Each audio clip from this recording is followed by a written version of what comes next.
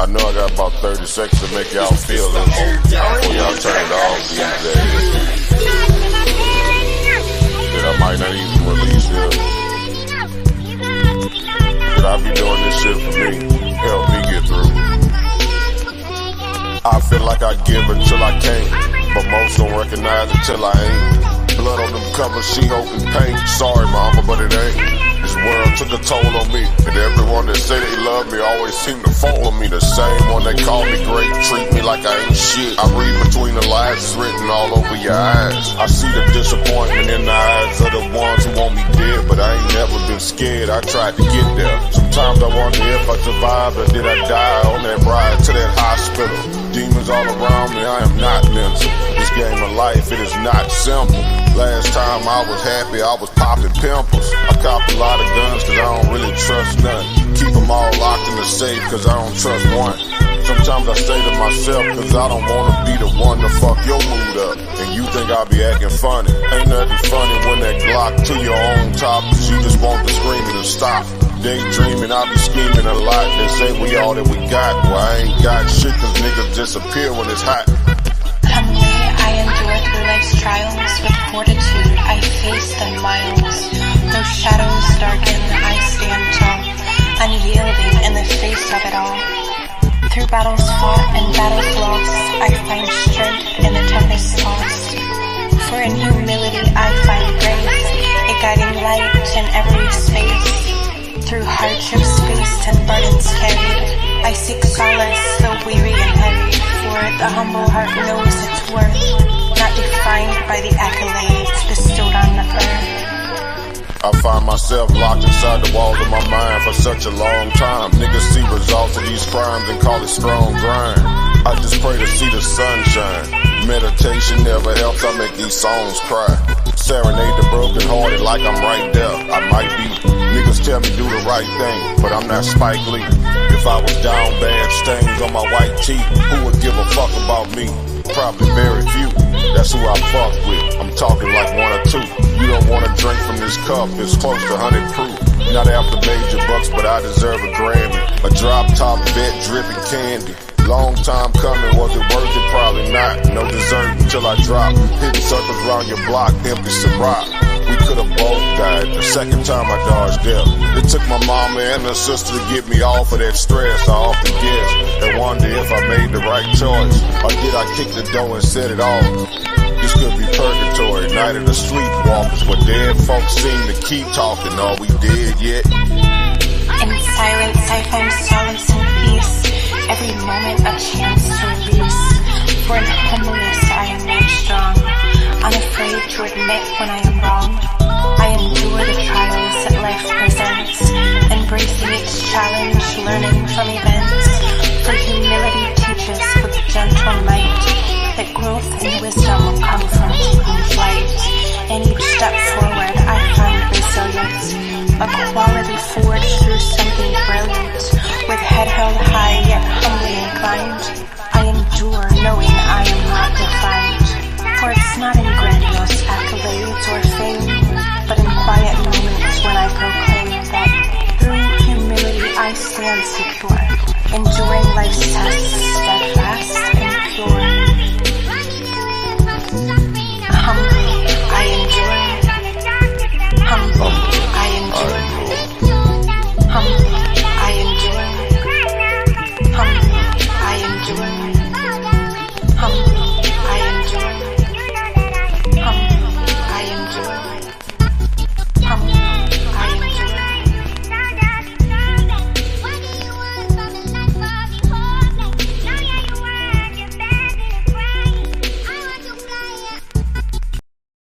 Humbly I endure. Neo, One Love on the track. Shout out to my brother.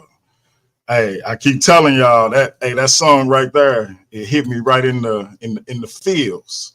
So welcome to Paradigm Shift TV 314. This is your brother DMG the poet, aka Brother Pianki. We got a good one for y'all with a powerful guest. Before we get into our spiel, let me do my usual greeting. Let me say God bless to all my Christian brothers and sisters. Let me say Hotep To all my Kemetic brothers and sisters, let me say assalamu alaikum to all my brothers and sisters in the NOI, Islam. To all my Moorish brothers and sisters, let me say peace. To all my brothers and sisters in the nation of gods and earth, them 5%ers. Let me say what's up to all my atheist brothers and sisters. Shout out to all my Abo brothers and sisters. Let me say what's up to all the flat earthers out there. Last but not least, oh man, I always forget. Hey, don't kill me, Zion. Shout out to my rosters. Last but not least, let me say Jumbo to the rest of my brothers and sisters all throughout the African diaspora, be it here in the wilderness of the United States of America or beyond. Y'all know I say that greeting for one reason and one reason only. It's because if you're black, I'm with you and I hope you with me. Our different ideologies should not keep us from uniting. We can have unity without uniformity, and we can disagree without being disrespectfully disagreeable. We working on that last part, though. With that being said, my brother, please introduce yourself to the Paradigm Shift TV 314 audience. Hey, wow, that was a great intro. I'm gonna have to steal some of that. That's exactly how I think about this whole thing. I love that. I mean, like, it don't matter what your ideology is, we should be able to get along. But I love that. So yeah, shout out to you for that introduction. Anyway, so my name is Khalil Amani. I've been around the conscious community, around the streets for a while now, and I'm a YouTuber, whatnot. I'm a writer, author, blogger. I do all that stuff. But I want to come here today and just talk to you, my brother, about my journey, my life, the things I've been a part of, and just have fun and share. Yeah, that's what's up. I definitely appreciated you reaching out. Usually I'm the one reaching out trying to get people to come on. So when I seen your comment, I was like, oh, is that, man, that's not really him. And then I was like, no, I think that's him. So yeah, no, I definitely appreciated that. And I'm gonna start at the beginning. Let's go back to the younger years. What religious tradition were you in as a youngster? As a youngster, well, first let me say this to you. I reached out to you because I appreciated the way that you handled me. You were doing another interview with another gentleman, and I was in the chat room, and I was getting people. He was asking me to get booted out of there, and I respected how you said, no, he's not being disrespectful. He can stay. So I was like, see, I like this brother right here. So I said, I'm going to reach out to him and see if he want to have a conversation with me. So that's kind of why I reached out, because I appreciated the way you were a gentleman about it. And you was like, it's your show and you weren't going to be ran over by another individual. So I said, I like this guy. So that's why I reached out. So, okay. So yeah, so my journey as a child, I was raised in the Christian church, like many African Americans, like many Black folk. I was a Baptist, and I was a religious kid. I really, there's 5 of us siblings, and I was the religious kid in the family. I'm the middle child, but I was the child that wanted to go to church. I was kind of a weirdo, I guess you could say. You know, on a Sunday morning, kids want to sleep in, but I got up. And I would actually go to Sunday school on my own, go to church on my own. At about 10 years old, I got baptized on my own without my mom and dad being there. I was just a really extremely religious type of kid. And I wanted to know about God and Jesus, and I wanted to understand salvation. And I think even at 10 years old, when I was baptized, I understood, the message of Jesus, that he was Son of God, he was my savior, and through him I have everlasting life. These are the kind of things that I believed in. And it goes from there. We always, like many homes, you have this big old pretty Bible in your home that sits over there on the corner, and no one really reads it. It's just there. But I used to take that Bible and open it up, and I would read it, and I was fascinated by the pictures. It was beautiful. One of those big family Bibles. I got one right here. Big family style Bible. You know, Yeah, yeah. yeah. So we had I one, had one very similar to that. right, Very similar. very similar. And my mom and dad's are very similar to this. And I gotta admit, for a child, you look at these pictures of these, Europeans, these Caucasians, and I was just in awe, like, wow, I never thought about Jesus as any other color than white. It just looked normal and natural for the savior of the world to be a white dude. I just never thought about it. But I used to stand in awe of these pictures. I think there's pictures of Moses all the way up to Jesus, and pictures of God, the Michelangelo painting, the God with his finger touching Moses or somebody. So yeah, I was in I think it's awe and supposed to be Adam. fascinated. Adam, thank you. Yes, it was. Yeah, God and Adam touching fingers. That's the picture. Um, so that was kind of my childhood, and throughout high school, I mean elementary, junior, and high school, I would go to church. I just loved going to church, and sometimes my siblings would get mad at me because they wanted to sleep in and stuff like that, and my mom would make them get up and go with me to church. So it was a little issue, but whatever. Um, so yeah, it wasn't my whole high school childhood. I was a Christian. I loved going to church, and that's what it was. Okay, okay. How old were you, I guess I should say, when you started to sort of deviate away from that line of thought and get into what you would eventually get into in terms of the Yahweh movement? Mhm. Um, I stayed a Christian all throughout high school, and it wasn't until I graduated, I got turned about 19, 20 years old, 20, is when I started going to a little junior college. And it's there where I joined a fraternity, and one of my fraternity brothers was already a part of this thing, which I didn't know nothing about. But it was there, it was when I joined the fraternity at 20. Well, even while I was in the fraternity, I was coming in contact with the Nation of Islam teachings and the 5% Nation. So I was moving away from the Christian thing, and I was moving away from the whole ideal of, a white Christ and stuff.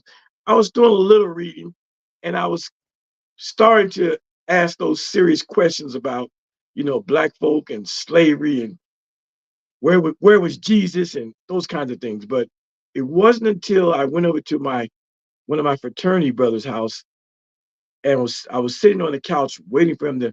He had to take a shower. We were going to go somewhere. I'm just sitting on this couch, and I look over and I see this literature on this table, and I started to read it. And the literature said, "You are not a nigger. Our true history, the world's best kept secret. Yahweh, God of gods." That was the complete title of this literature. So I'm blown away at the title. What do you mean, our true history, the world's best kept secret? What's so secret about, you know, Black folks' history, I thought. And so I began to read this literature, and inside it gave a lot of scriptures, and it starts talking about the people in the Bible that I thought were white, that they were actually Black people. And it would take me to like Job 30:30, which says, "My skin is black upon me." Uh, Song of Solomon 1:5, "I am black but comely." Uh, the Revelation scripture and the Daniel scripture, which talks about God and Jesus having hair like wool, and that's the kind of hair that Black folk have, these kinds of things. So the literature was intense, but it was powerful, and it shook me to my core. By the time my friend came out of the bathroom from showering, I was like, who wrote this literature? Where is this guy? What class is this? I want to go. I was already sold. And then, of Wow. course, it told me about this strange name, Yahweh, which I had never heard the name Yahweh. I knew Jehovah and Lord and stuff. Never heard Yahweh.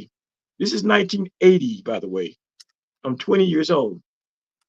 And Uh, you had never heard the word Yahweh up to that point?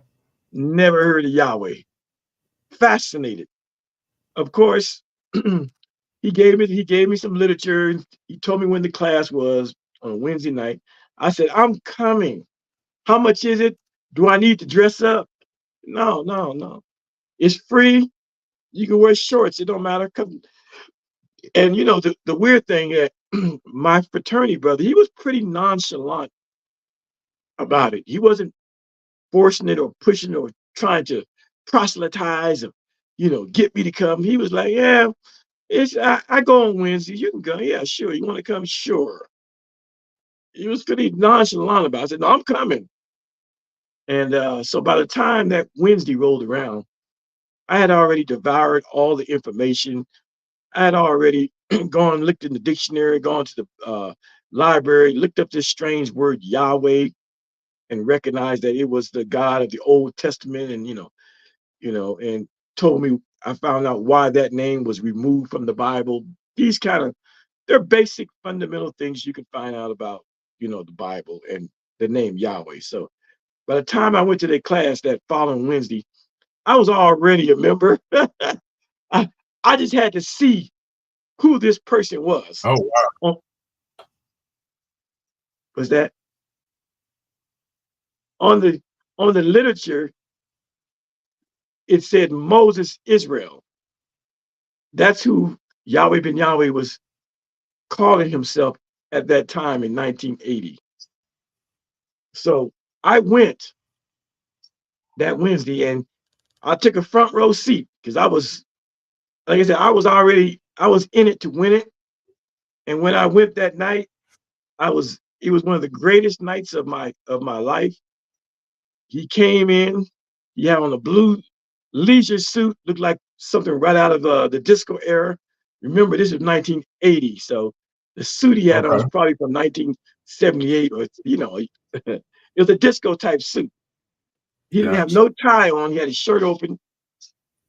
You can see he had the lapel on the outside of the lapel of the jacket, and he had little short afro, light skinned man, and man was he fiery. When I tell you, I had never heard a man, live speak like this guy. I'm talking Martin Luther King and Malcolm X all in one. And he was a firebrand, and I was real close to him. And it appeared to me that he actually paid special attention to me. I mean, it seemed like he was just piercing my soul.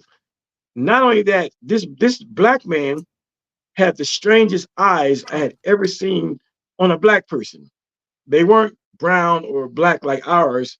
His eyes were hazel or blue, green. They just the color just kind of changed, it seemed like. They were weird, to say the least. They were weird for a black person. And I was Hmm. captivated. And it seemed like he was reading my mind because he would say certain things. And in my mind, I would ask a question. And sure enough, boom, he would answer the question that I was thinking. I know what that is today, but as a 20-year-old kid, I didn't know that I was being led. He was Right, right, leading right, me. right. I didn't know it, but I'm thinking, oh my God, who, and I swear at the end of that class, he never said that he was somebody, in the Bible or someone special, but he did allude to the fact that there was somebody special in the world today that was going to be the Messiah. He quoted St. John 16:13, which says, howbeit when he, the spirit of truth, is come, he will guide you into all truth, for he shall not speak of himself, but he will show you things to come. I got it right away. And the message was, he was that guy, spirit of truth. I got it right away. Oh So by wow. the end of that class, I actually believed by the end of the class that I was standing in the presence of Jesus. I just believed it.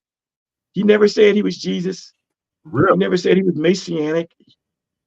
But what he did say was enough for anyone who was intelligent to get the message that I'm it. I am St. John 16:13. I am that very spirit of truth. And I didn't know anything about his background, so I'm like, yeah, that matches. And then when he actually quoted Revelations chapter 1, 13 through 15, which talks about the Son of God or Jesus having hair like wool and eyes like a flame of fire. Wow, that struck home with me because in my mind, his eyes appeared to be like a flame of fire. They certainly were nothing I had ever seen on a black man. So he was giving off messianic qualities in my young 20-year-old mind. He was giving it, Wow. and I was receiving So it you got that from him immediately without him even saying it. Like immediately. he, whatever he was saying kind of led you to that conclusion. Absolutely. Wow. Absolutely. Okay. I didn't need to be brainwashed or coaxed. I didn't need to be, he didn't have to teach and, tell people who he was. I knew. I was so afraid of this man. I was so afraid of him after the class was over. There was like 40 or 50 people after the class was over. I kind of wanted to just go up and say hi and shake his hand and let him know that I enjoyed the class and that I'll be back, just because he made himself available to the people that were there. And I don't even know how it happened because I was with my fraternity brother because he was with me.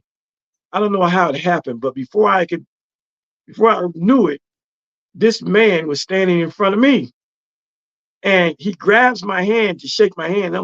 I'm petrified. And I'm looking down at the floor. I always tell people, imagine the scene of Moses at the burning bush.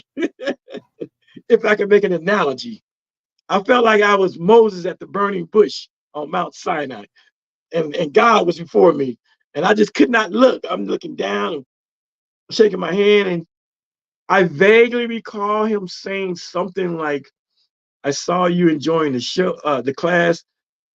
Young man, come back," something like that. And I might have said, "Thank you, yes, sir," or whatever.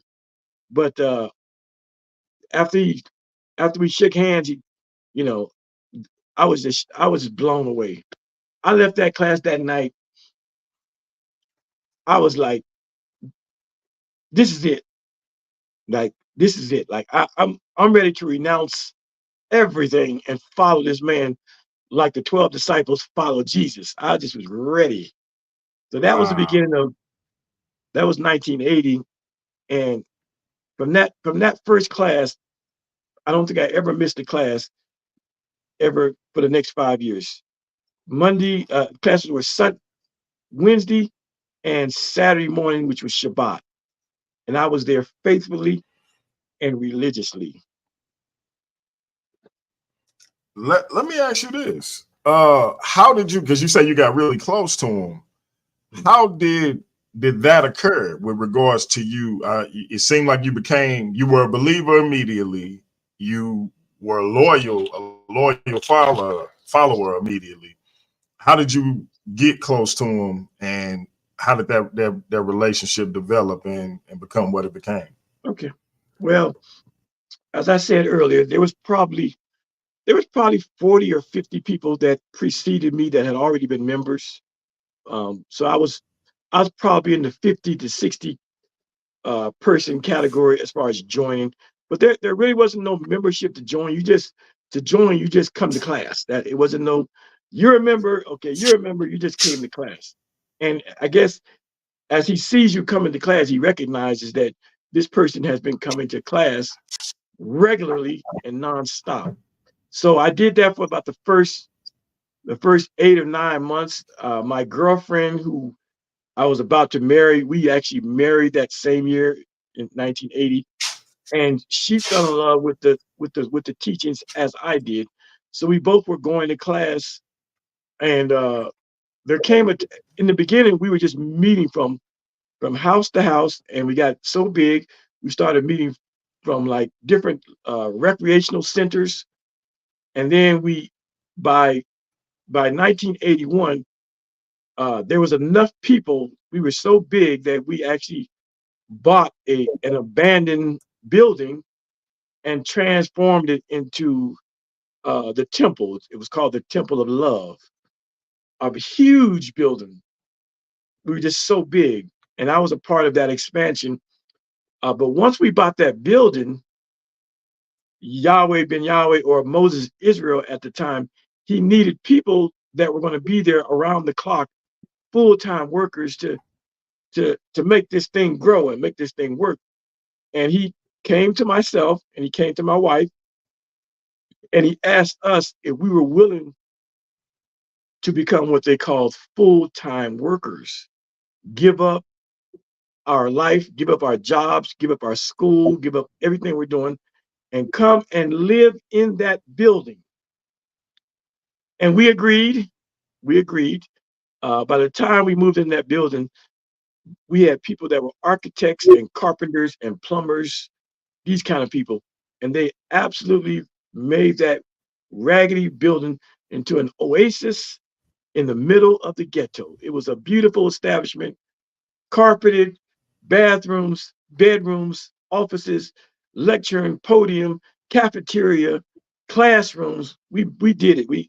It was beautiful.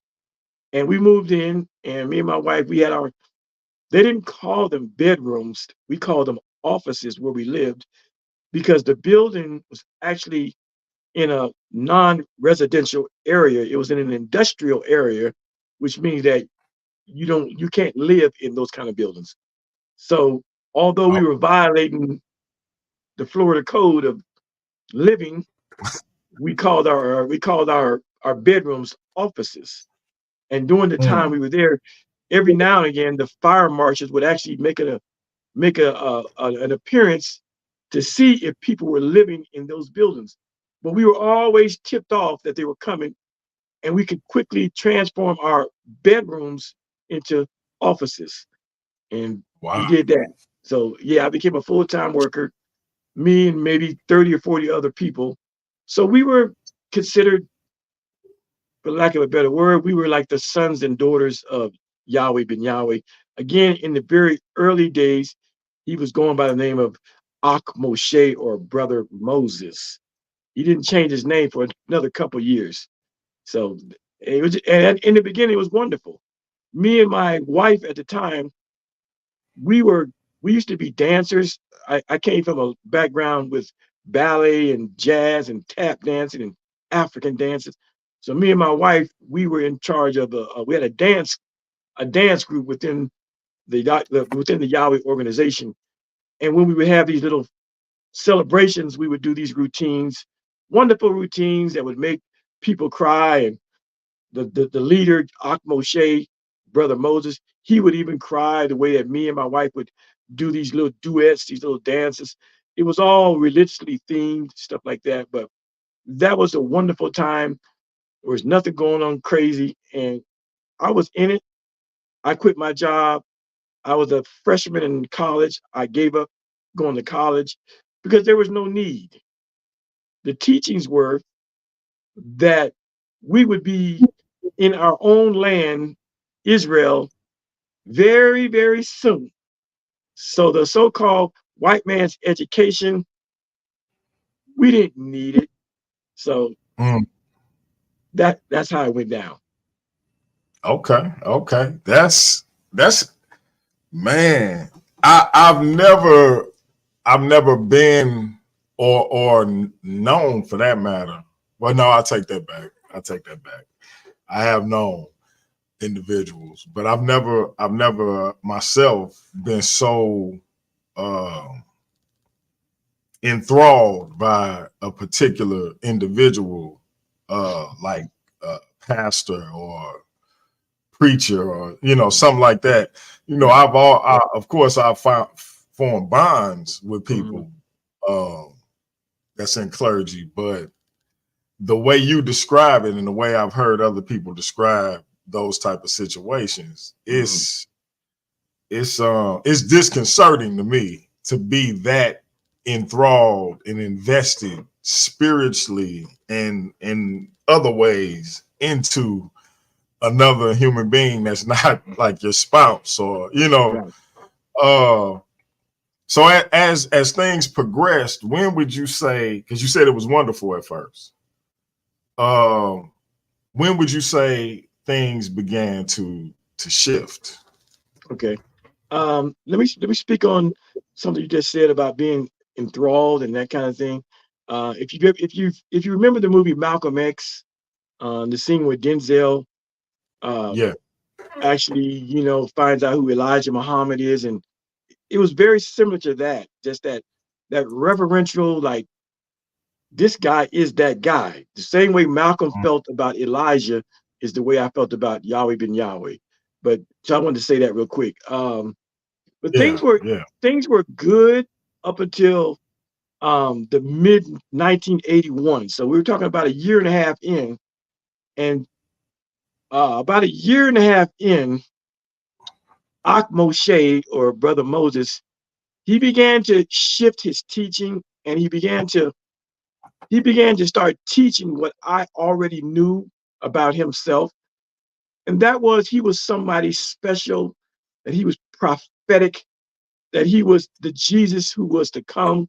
He was the comforter. He was the spirit of truth. He was the Messiah.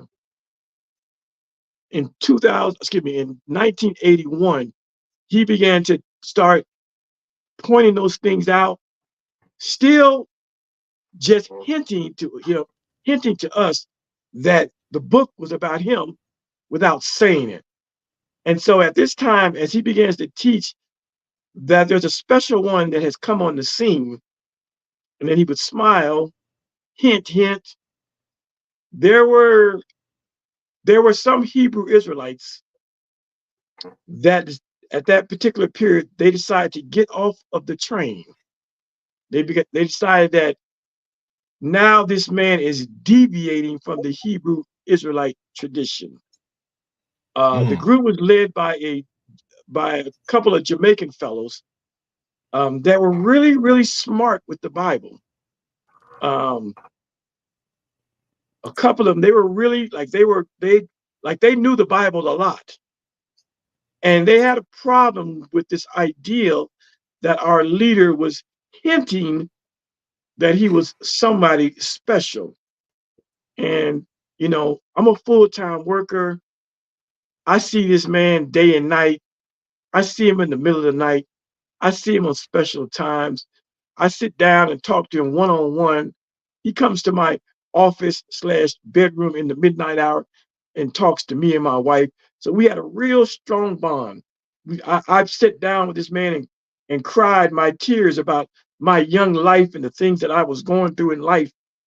And for me, growing up with a mother and a father that were there my whole childhood, but my father was emotionally unavailable.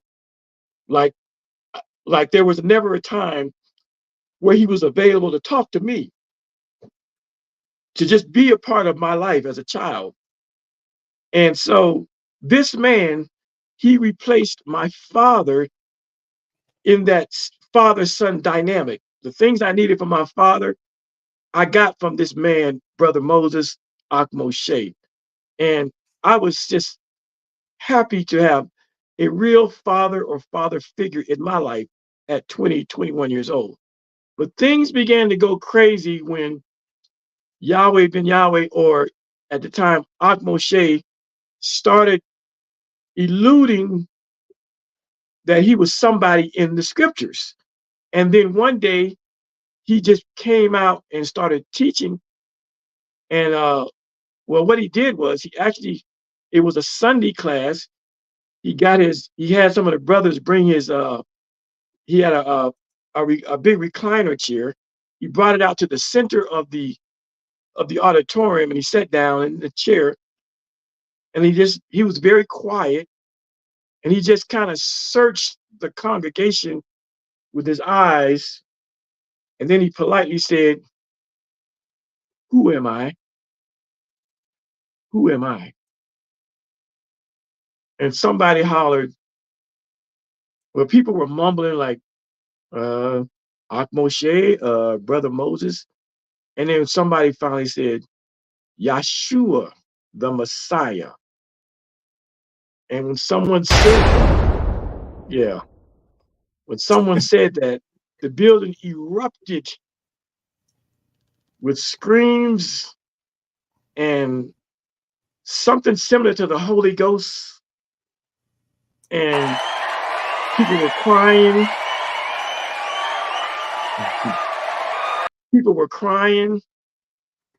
People fell out on their faces and were prostrated on the ground. And that went on for like a half hour. Everybody was down on the floor. We all were down there screaming, crying, whatever we were doing. Finally, things calmed down. And Moshe announces to us that in fact and indeed, he is Yeshua. He is the Jesus that the whole world has been waiting on. And in my mind, all I'm saying is, I knew it. I knew it. I knew it. So but when that event happened, it didn't sit well with everybody. And there was a contingent of Hebrew Israelites led by a couple of brothers from the islands, Jamaican brothers. They didn't say nothing out loud because by then we were big, we were strong, and people knew that it wasn't wise to try to go against the leader, not openly. But this group, it might have been 15, 20 people, they obviously became missing in action. They stopped coming. It was evident. We all knew them. I was friends with many of them. They stopped attending our meetings, and it was a void when they weren't there. And it's at this time that Yahweh being Yahweh, or Yeshua at this time, his name is Yeshua right now. He begins to teach that they are hypocrites, and the hypocrites must die. Now, the word on the street was that these people who were once a part of us, who had left, that they were taking the literature that was Yeshua's and starting their own church, their own temple. And Yeshua said, that's not happening in Miami. And he began to teach class after class after class that the hypocrites must die. And we all knew who Yeshua were referring to. This group of 15 or 20 members that had jumped ship and gone over and were supposed to be starting their own little Hebrew Israelite camp. That was the beginnings of the madness. Yeah. Yeah.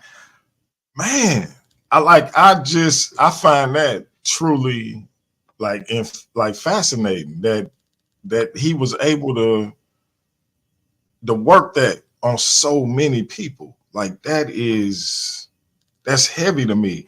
But what you said about Elijah Muhammad and how people felt about him is not no different. And No different. for whatever reason, it don't register the same for Elijah Muhammad as it would with people like this. But it's the same thing, and man, that is fascinating.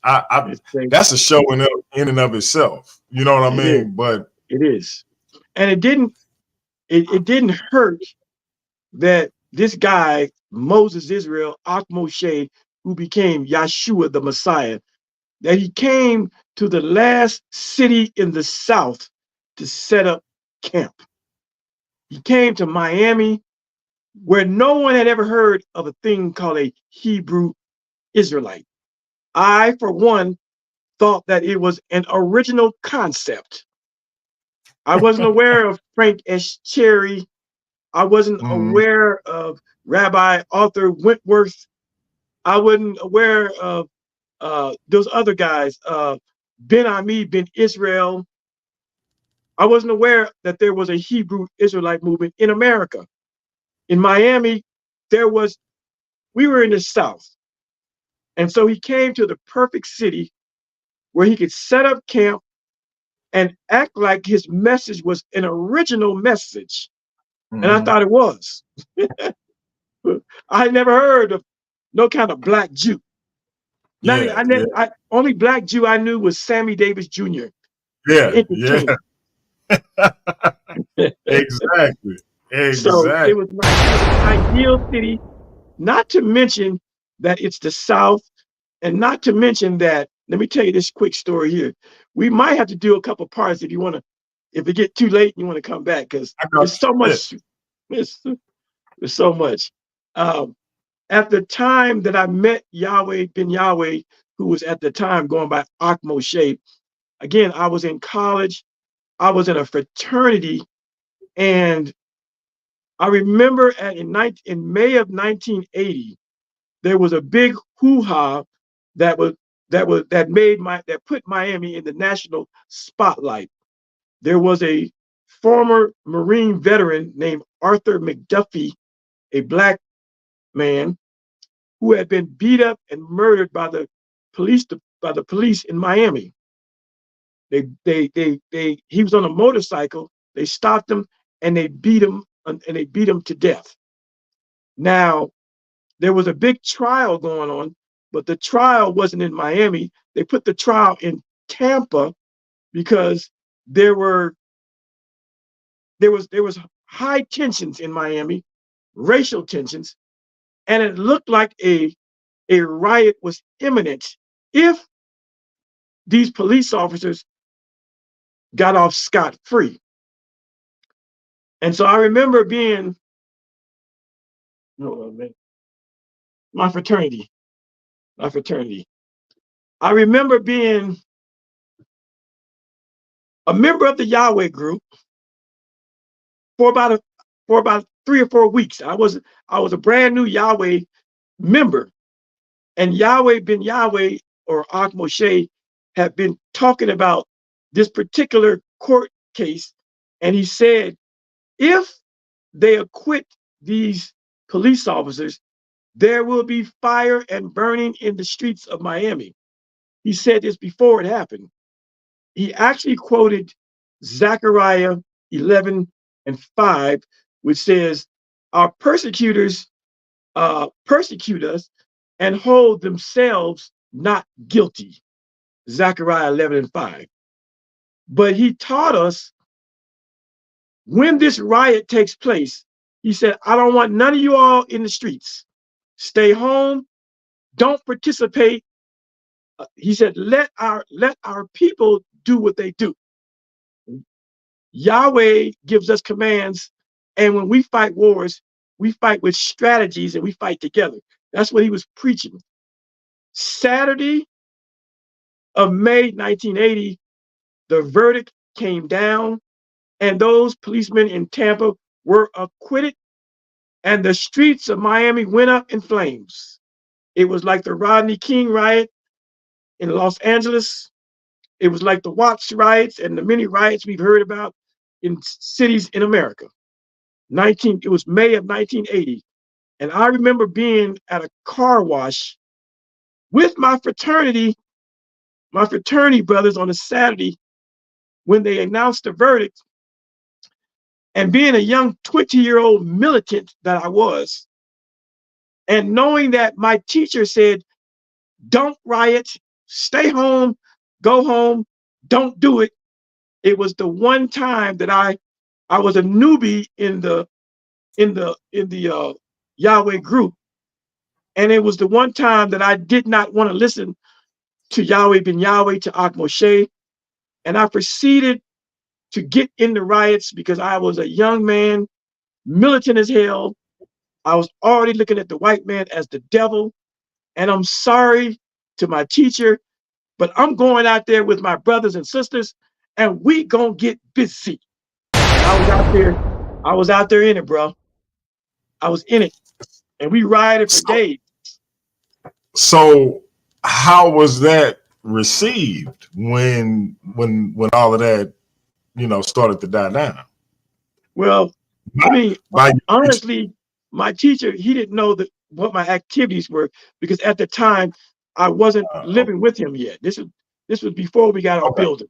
Gotcha. Gotcha. Yeah, I moved Gotcha. in 81, but in 80, these are things that made me look at this man as Jesus, because he predicted that there would be an acquittal, number one, and number two, he predicted that Miami would go up in flames, and both of those things happened just as he said they would. So that kind of helped perpetuate that sentiment that you was getting. And I Yes. apologize. I told you off air what took place with my daughters. Mm-hmm. So just found out the whole back bar that holds the rear tires Mm-hmm. had rotted Uh, and broke. So the AAA driver literally said they were lucky to be alive.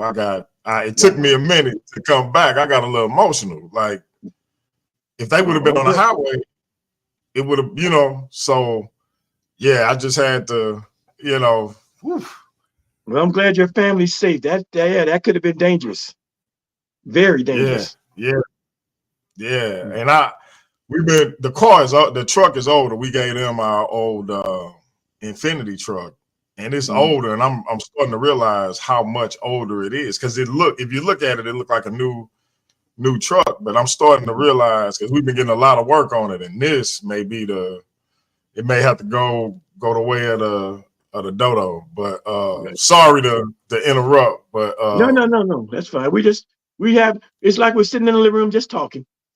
yeah, I agree. Just talking. So let me ask you this then.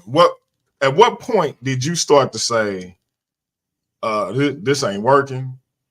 Have a talk with your wife, like, baby, I got to get us up out of here, and ultimately lead to the decision that you probably get the most flack for, working with the government to bring an end to that situation. All right. Okay. Good questions. Great questions. Um, well, so it goes back to, after these people leave and the leader begins to call them hypocrites. There was a little back and forth tension between them and us. They'd actually come to the temple shooting guns in the air and doing a couple crazy things. Um, but the beginning of the ending started in November of 1981. On this particular day, you know, all of the men who were full-time workers at the temple, we all had a scheduled guard duty where we basically had to go stand at the front of the temple and just kind of make sure no one's coming or going with weapons. Anytime you went in the temple, you got searched. That's kind of like in the Nation of Islam and other kind of teachings. You searched everybody. So this particular day, I was at the front desk. I'm 21 years old. I'm doing my little guard duty. Now, mind you, when I was 21 years old, I was about 5'6". I was about 110 pounds. I was a skinny thing. Because we weren't eating real food. We were eating beans and rice and drinking water. That was one time a day. That was it. So I was pretty scrawny. But anyway, this particular day, a car drives up to the temple, and it's one of the members who had left, who was now called a hypocrite. And I see him coming up. Hypocrites, yeah. Yeah, one of the so-called hypocrites. He gets out of his car, a Jamaican fellow, about 6 feet tall, maybe 190, maybe 200 pounds, a big dude, much bigger than I. He could whip me up real quick and get me out the way if there was an issue. But I was the guy that was there to meet and greet him at the front of the temple. So he comes up to the temple. He has his Bible in his hand, and he says, "I want to speak with Ak Moshe," in a strong Jamaican accent. Now, I knew that Ak Moshe was not on the premises because I had escorted him to his car, where he and the secretary had gone off to the bank and done some stuff. They were gone. So I told the guy, well, he's not here right now. And I'm already leery because he's a hypocrite. And so um, he sits his Bible down and he's trying to talk to me. I says, well, he's not here, brother. He says, well, I'll come back or whatever he says. So he leaves. But when he leaves, when he gets to his car, he realizes that he left his Bible in the temple with me. So he gets back out of his car and he's coming back to retrieve his Bible. But at the same time, the head of security in the whole Yahweh organization just happened to walk up to me in the lobby and ask me what did he want, because he knew that he was a hypocrite. Right, right. And so this guy, this head of the security, a 6'5", 300-pound dude named Enoch, I mean, a big fellow.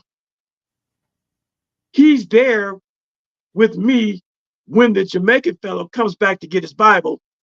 And Enoch says, do you really want to see, Akmoshe, the leader? And he goes, yes, I want to see Akmoshe. He says, well, wait right here. And I stayed with the guy in the lobby. The head of security, he leaves and he comes back with like 8 or 9 or 10 brothers. Oh, now I know that Yahweh ben Yahweh is not on the premises. So this is not good. And so they say, follow us and we'll take you to Yahweh ben Yahweh. So they surround the fellow, Akmoshe at the time, not Yahweh ben Yahweh. They surround the fellow and they begin to take him back through the temple. Now the temple is a bunch of hallways and mazes. And the only place they could possibly be going is at the very back of the temple where there is a loading dock. It used to be a warehouse where trucks 18-wheelers pull their trucks up to the back to the loading dock. And I know that's where they're going, and I'm following the crowd. And about halfway back, this security guard tells me, my name was Yehuda. He says, Yehuda, go to the side door.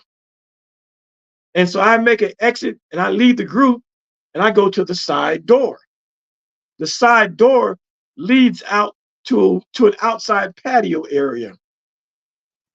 I don't ask no questions, and you don't ask questions when you're being told by the head of security what to do. But clearly I know where they're headed to, and I know that it's not going to be good for this brother.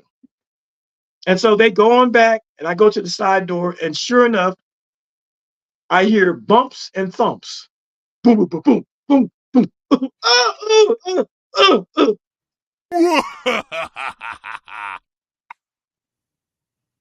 Now I'm scared. I ain't gonna lie. I'm scared.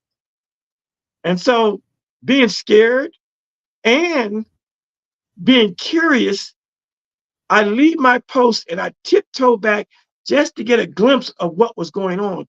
And I peep around, and sure enough, I see this Jamaican fellow on the ground. GMI1.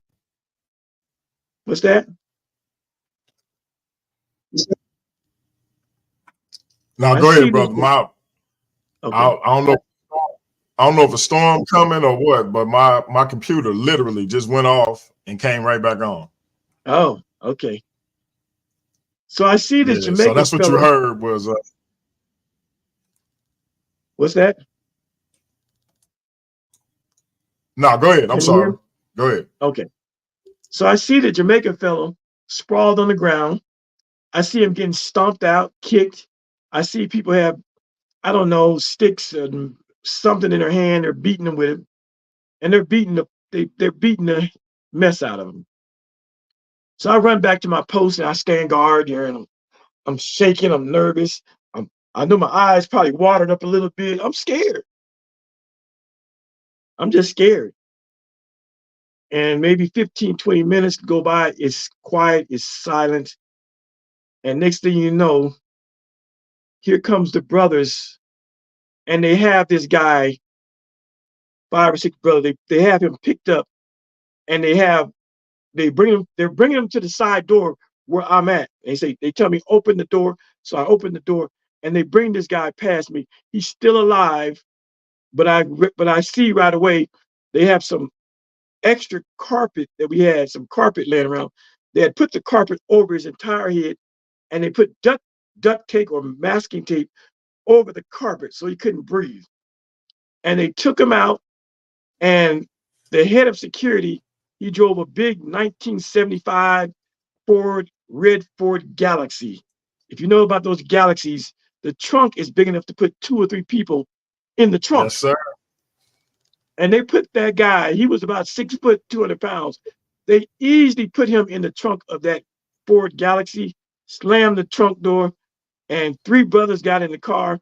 And also, they had a machete that I saw thrown into the back seat, and away they went. So that was the beginning of the craziness. And shortly after they left, they were gone for about an hour and change. But when they left, up comes Ak Moshe, aka Yahweh ben Yahweh. And when he parks, when he gets out, we inform him that a hypocrite has come to the temple, and we inform him of the things I just told you all. And Yahweh ben Yahweh at the time, standing there around us, 4 or 5 brothers, he goes, praise Yahweh, praise Yahweh. Yahweh is killing our enemies. That's a quote. Wow. That is a quote. That is a, oh, wow. Yeah. They gave that man a Jimmy Hoffa treatment, and he said, praise Yahweh. Absolutely. The only thing they didn't do Jimmy Hoffa, they hid Jimmy Hoffa. But these brothers were under instruction not to hide him. So they took him out to the Everglades. They decapitated his head. They beheaded him, and they left his body right here, and they left his head right here in plain sight for the world to see. And that was by design, because Ak Moshe taught that when we go to war, we want the nations around us to hear and fear. And so we didn't hide the body. The body was there for everyone to see. And the next day, a jogger, a white person, jogged by and saw the horrific sight. And of course, they reported, it was in the newspapers. Everybody thought, no one knew what was going on, but it was us. And it was a black man, it was black on black murder. For me at the time, I could justify it in my mind because that group of people who had left the temple, they did to some degree come back and try to harass us. So it was a war of sorts. I don't know that it should have gone to that extreme, but they did come by shooting guns at our temple and showing out. And so this was the clapback, the murder of a Jamaican fellow. So for you, the way you were rationalizing it was, hey, they hypocrites. They came over here, and they know they hypocrites. Why is they coming over here bothering Moshe? Absolutely. Absolutely. Wow. And then the fact that Yahweh ben Yahweh or Ak Moshe had been teaching and showing the great wars of Moses and how Moses came down from the mountain and he saw the golden calf and the hypocrites, and how he said, kill everybody who's messing with the golden calf, and just kill them, and the great wars of Joshua, and how they would take the bodies and cut their heads off and put them in baskets and hang them up in trees before the Lord. He was showing us all of this murder, death, kill stuff in the Bible. He was the God of the Old Testament. Yes, done in the name of God. So I had the religious and biblical reinforcement for what had happened to that Jamaican fellow. So I wasn't ready to leave because of that incident, but it was something that shook me to my core. that it had to happen. So moving on, so that was the first murder committed by the group that I was a part of, and then other things started happening. In night, we're gonna go forward on to 1983. That was 81. In 1983, I was sent to Newark, New Jersey, to become the elder. The elder, I was 23 years old, but the elder You of were a an elder. temple up there. Yeah. So I was sent there to set up a Yahweh temple up there.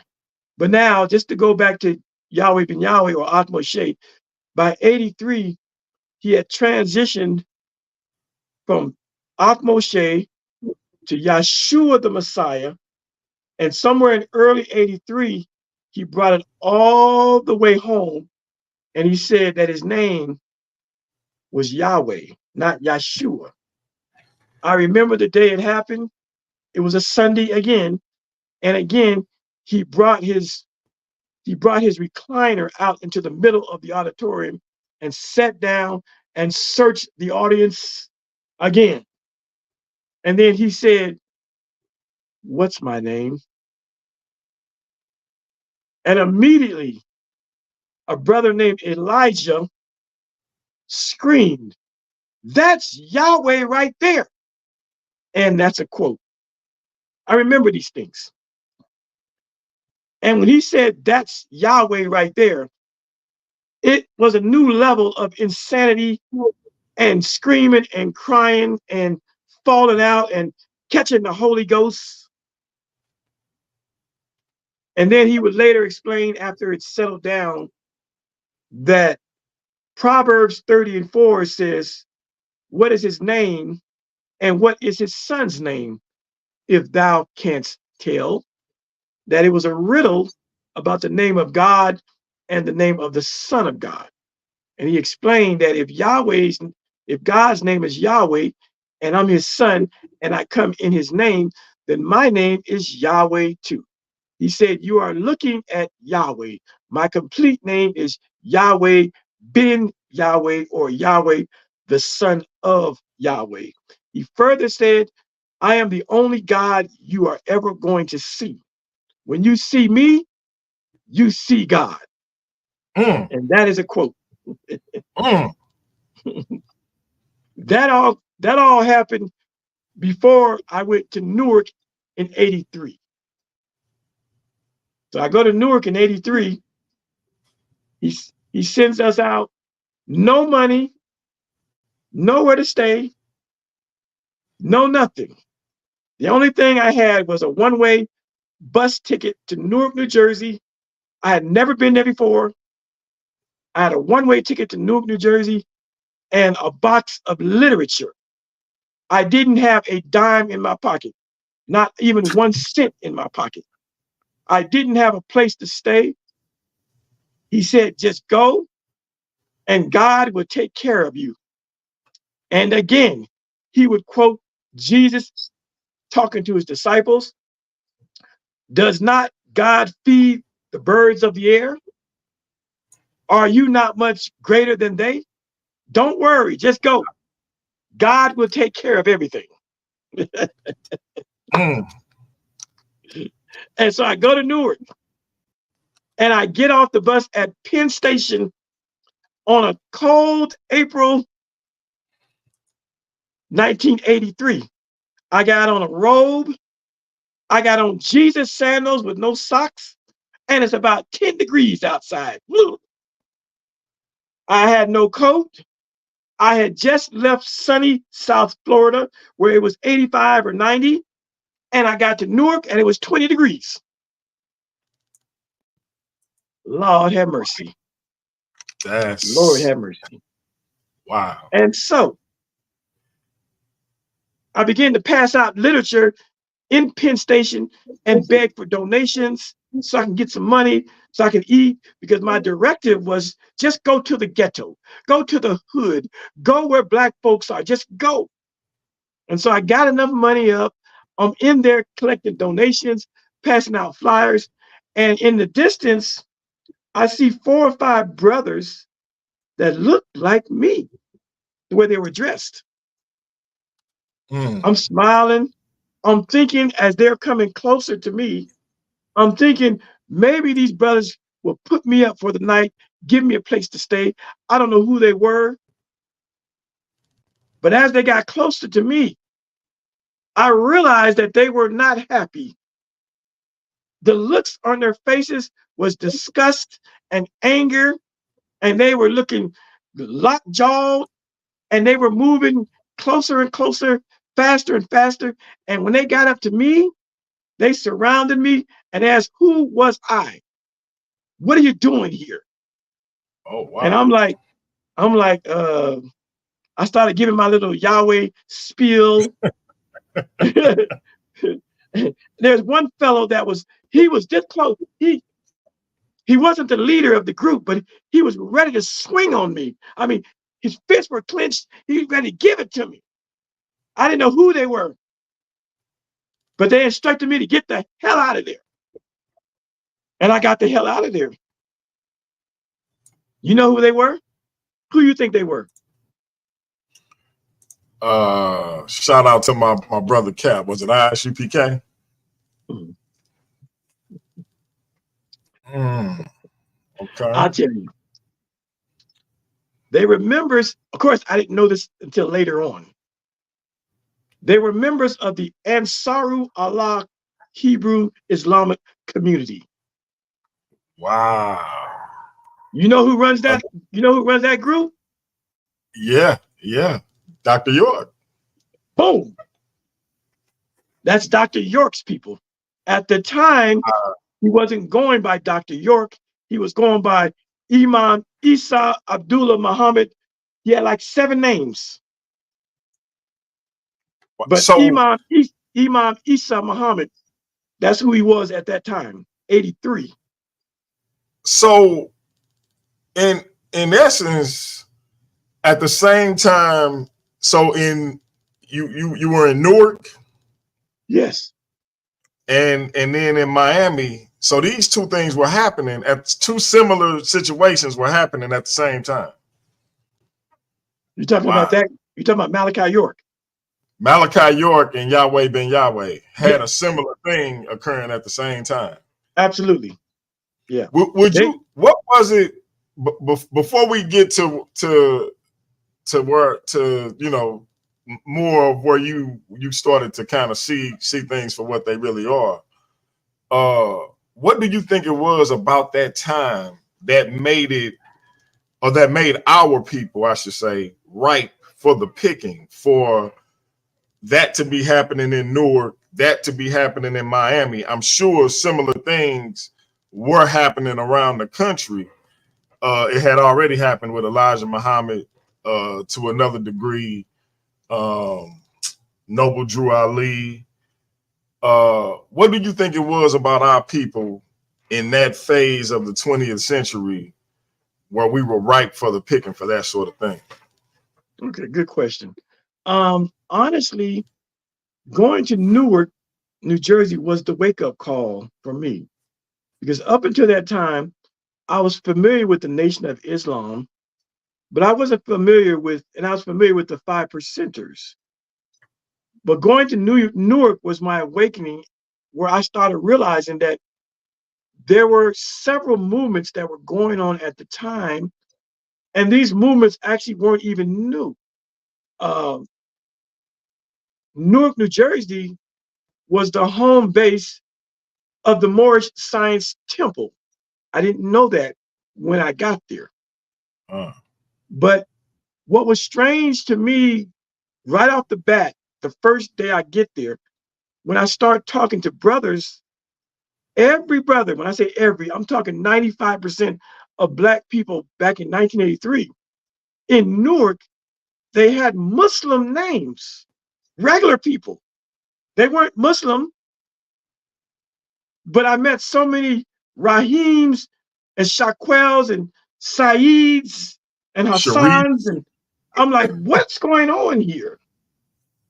Little did I know that where I was stationed at was the hub of Noble Drew Ali and the Moorish Science Temple of America, and that at one time, Newark, New Jersey was the epicenter and one of the greatest Black cultural spots in America, even more so than New York and Harlem. Mm. It was a great hub for Black extremism, Black nationalism, Pan Africanism, and he sat me down in the middle of that. Temple number 25 of the Nation of Islam was 3 blocks from my temple. I ended up opening up a temple at 358 South Orange Avenue, and they were at, I don't know, 110 South Orange Avenue, whatever that was. So um, it was my awakening where I started realizing that what I was a part of as a Hebrew Israelite was not exactly original, because I began to meet people from the Moorish Science Temple, people from the Nation of Islam, 5%ers, Black Jews, uh, other Hebrew Israelites.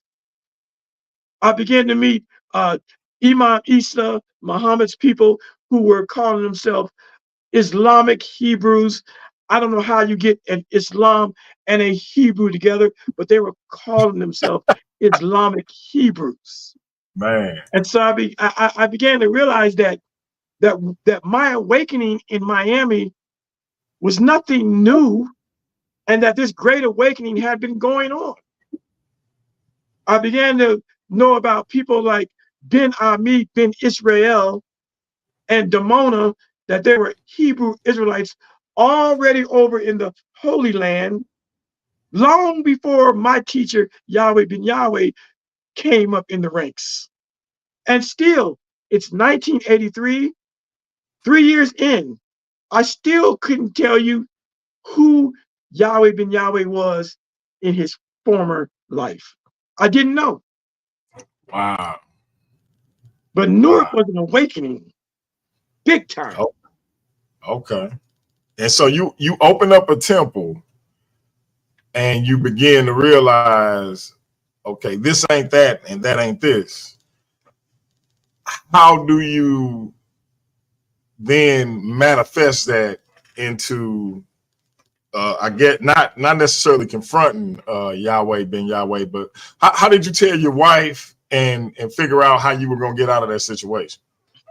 Well, when Yahweh Ben Yahweh sends you to a different city to open up a temple, he doesn't send you with your wife and children. They stay behind. So my wife and children, I had 2 children, they're in Miami.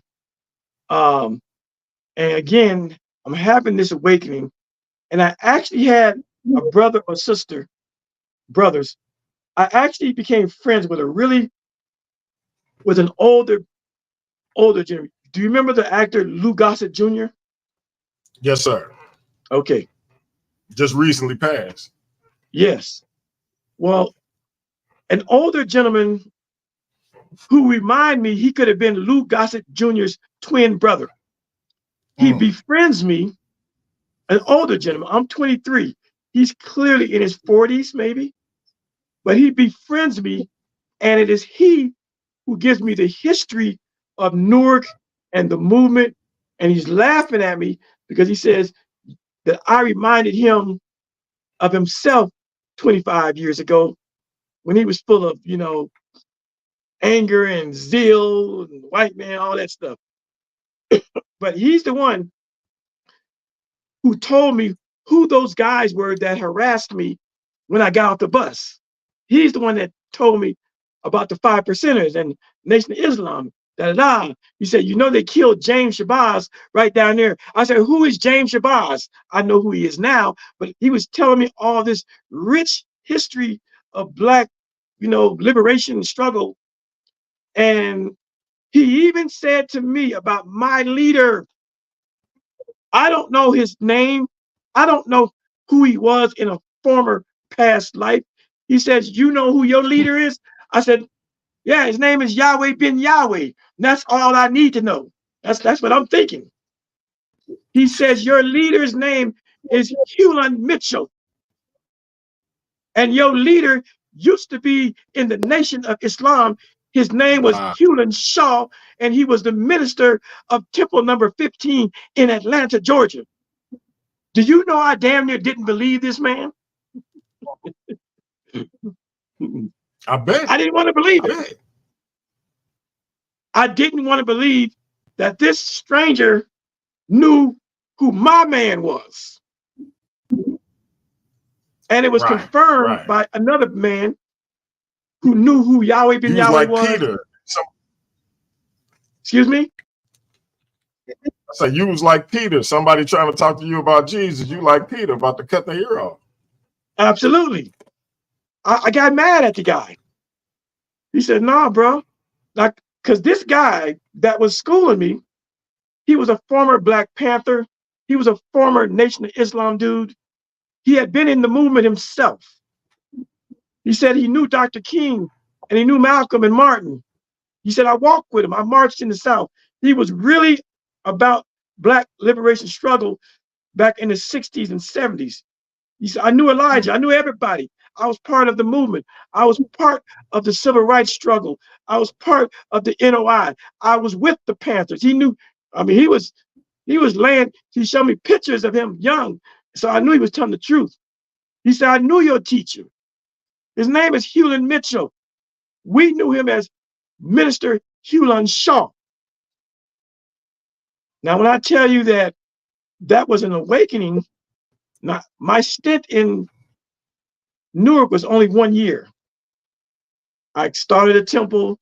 I got about 40 or 50 people joining, and then I came back to Miami, which I was more than happy to leave that assignment and go back and be around my wife and children.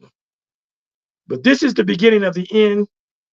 In '84, when I go back to Miami, I have all this knowledge.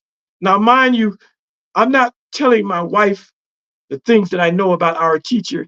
I'm not telling even Yahweh ben Yahweh that I know his name used to be Hewlin Mitchell and then Hewlin Shaw, and that he was once in the Nation of Islam, because Yahweh ben Yahweh, according to St. John 16:30, he was the spirit of truth, and he was not here to speak about himself. And so he never would speak about his past lives. The only thing he would say is that people like to say, I knew him when he was this. And he would respond, did you know me when I was a Christian? Did you know me when I was a Buddhist? Did you know me when I was a Muslim? Did you know me when I was in the Freemasons? He would just make a general statement letting us know that he might have been a part of all of that crap. And so I go back to Miami in '84 with the knowledge that my teacher was once a Nation of Islam minister, that my teacher, I would come to find out, used to sit in Pascal's restaurant in Atlanta, Georgia, with James Shabazz and Malcolm X and Minister Farrakhan and Muhammad Ali. This is who my teacher was connected to. That my teacher was on the rostrum with Elijah Muhammad in the early 60s into the 70s when they had their annual Savior's Day. That my teacher wasn't no Rudy Poot ass Negro who just decided to start a Hebrew Israelite church. That my teacher actually had a rich lineage in the Black liberation struggle coming up through the ranks of the Nation of Islam. I found out later on that my teacher had a bachelor's and a master's degree, a bachelor's in psychology and a master's in economics, and that he was a brilliant, brilliant man who actually walked and talked with the people I just mentioned, the Malcolms and the Martins and the James Shabazz and the Jeremiah X's and the Elijah Muhammads and the Louis Farrakhan's. They knew him and he knew them. But I didn't know this until I was sent to Newark and I began to find out who my teacher was. But when I get back to Miami, I keep that knowledge to myself. For some reason, I know that I should not divulge that knowledge, that information, not even to my wife. So I keep that under wraps. But the strange thing that happens in '84, when I get back to Miami, a series of events happens. And next thing you know, I am kicked out of the big house where Yahweh ben Yahweh lives and where my wife and two children live. I am made to go down the block and sleep in a warehouse with a bunch of roughneck dudes. Now is the time that I'm starting to rethink, and now is the time that I'm realizing that I'm in a cult. I'm in a cult. Wow, it took that series of events for it to finally be like, 4 years. ding, the light bulb here, huh? But you just said something that made a lot of sense to me, and I'm gonna make a statement. I just want to see if you agree with it. You said he had a master's in psychology, and I'm gonna No, throw this out there. no. Bachelor's psychology, master's in economics. But go ahead. Gotcha. Bachelor's in psychology and a master's in okay.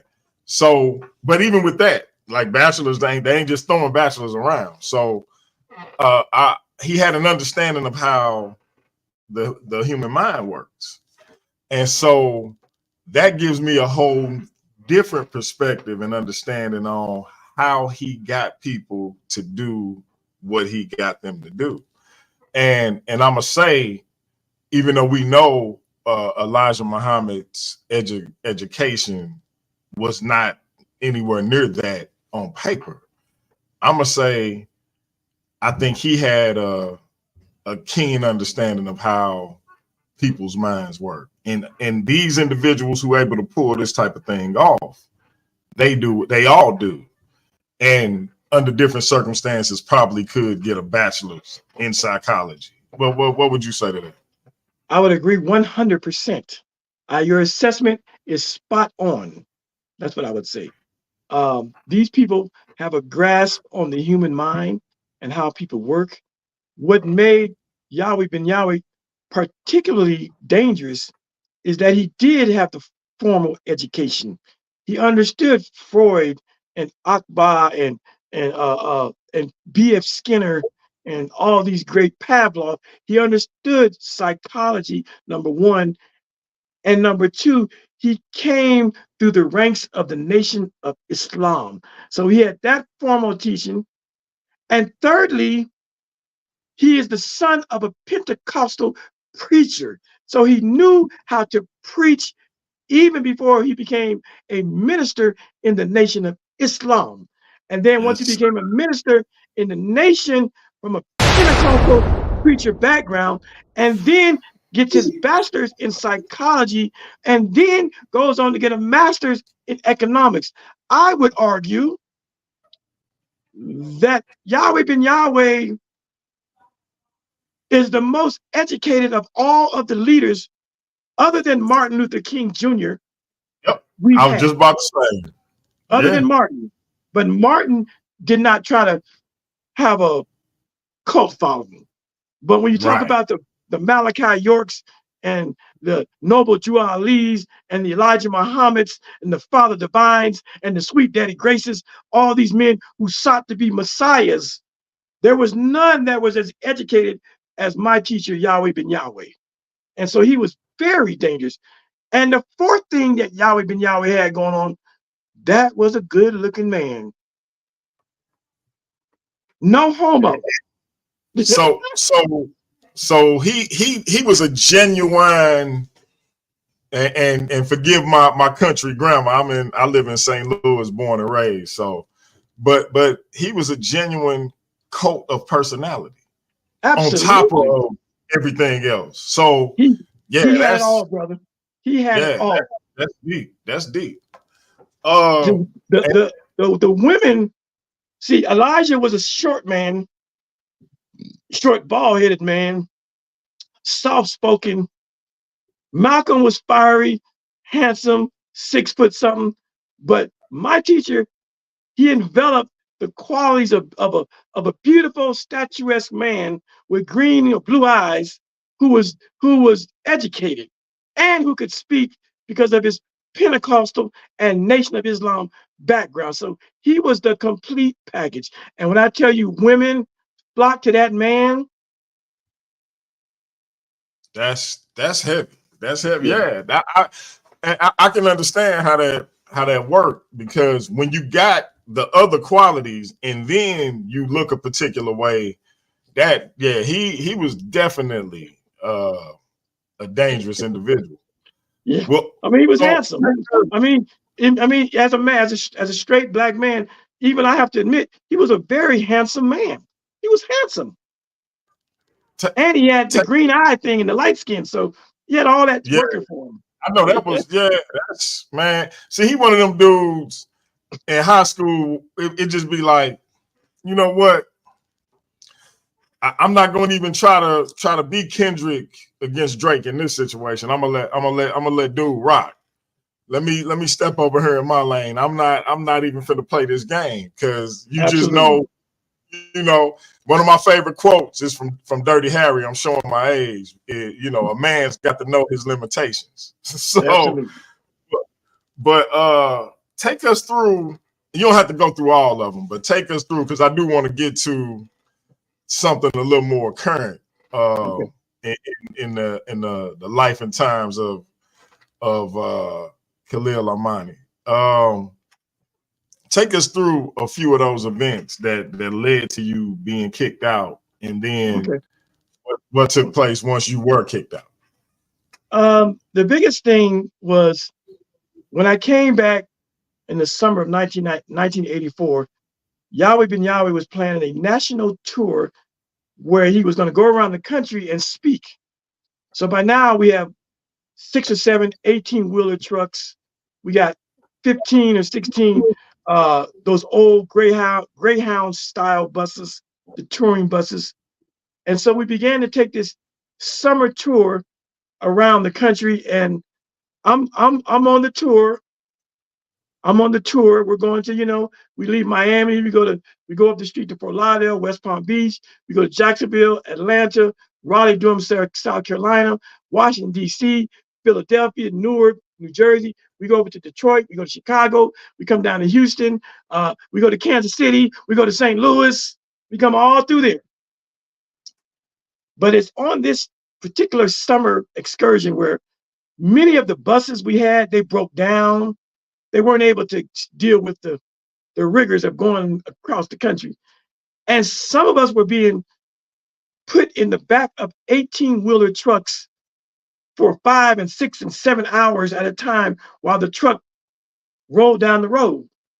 And when I tell you it was hot and sweaty and stink and people passing gas, and it was pitch black dark in the back, no ventilation. It was just an ugly scene. And it was during the summer of 84 where I began to really start rethinking. My wife was with me on the tour. My children were left back in Miami to be cared for by somebody else. But it was this summer tour. I'm 4 years in now. And this is when I'm really starting to go, this is not it. Even though my wife is on the tour, we are kind of separate. I'm 24, she's 23. We're in our sexual prime. I want sex. She doesn't want sex. I'm arguing over spending quality time with my wife, man and wife stuff. Yeah, yeah. And so we get to New Orleans, Louisiana, summer 1984. The movie Purple Rain just comes out. Now we're not supposed to have any money or any free time to go to no movies or nothing like that. But I had collected some donations, and I decided, me and two of my buddies, we decided we were going to go see Princess Purple Rain down there in New Orleans. One of my And we favorite go down movies. there and we go to the movie. And this movie, Purple Rain by Prince, is the nail in the coffin. It is the dagger. It is the thing. It is the straw that broke the camel's back.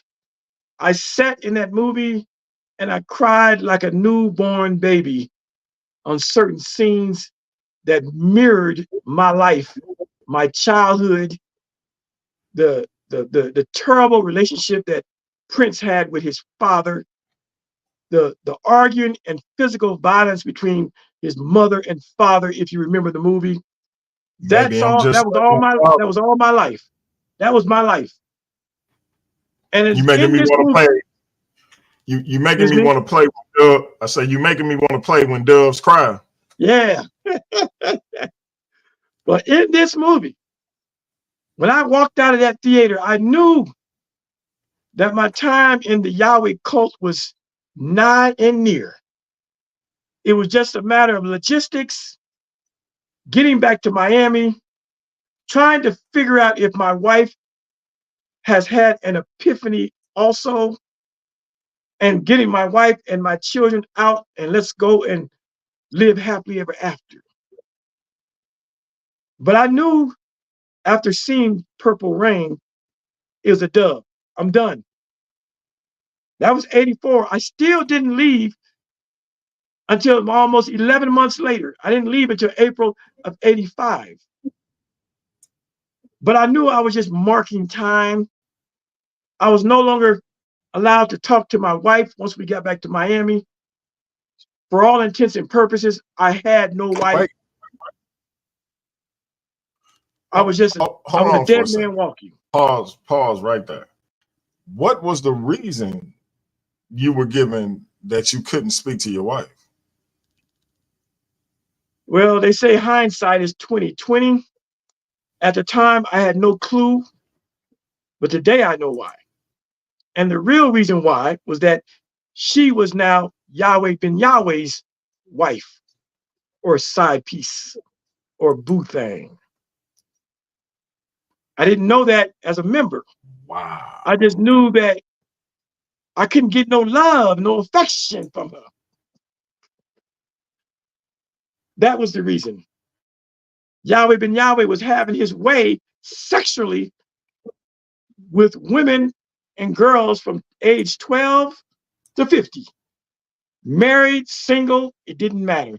If he wanted them, he could have them. That's what I know now.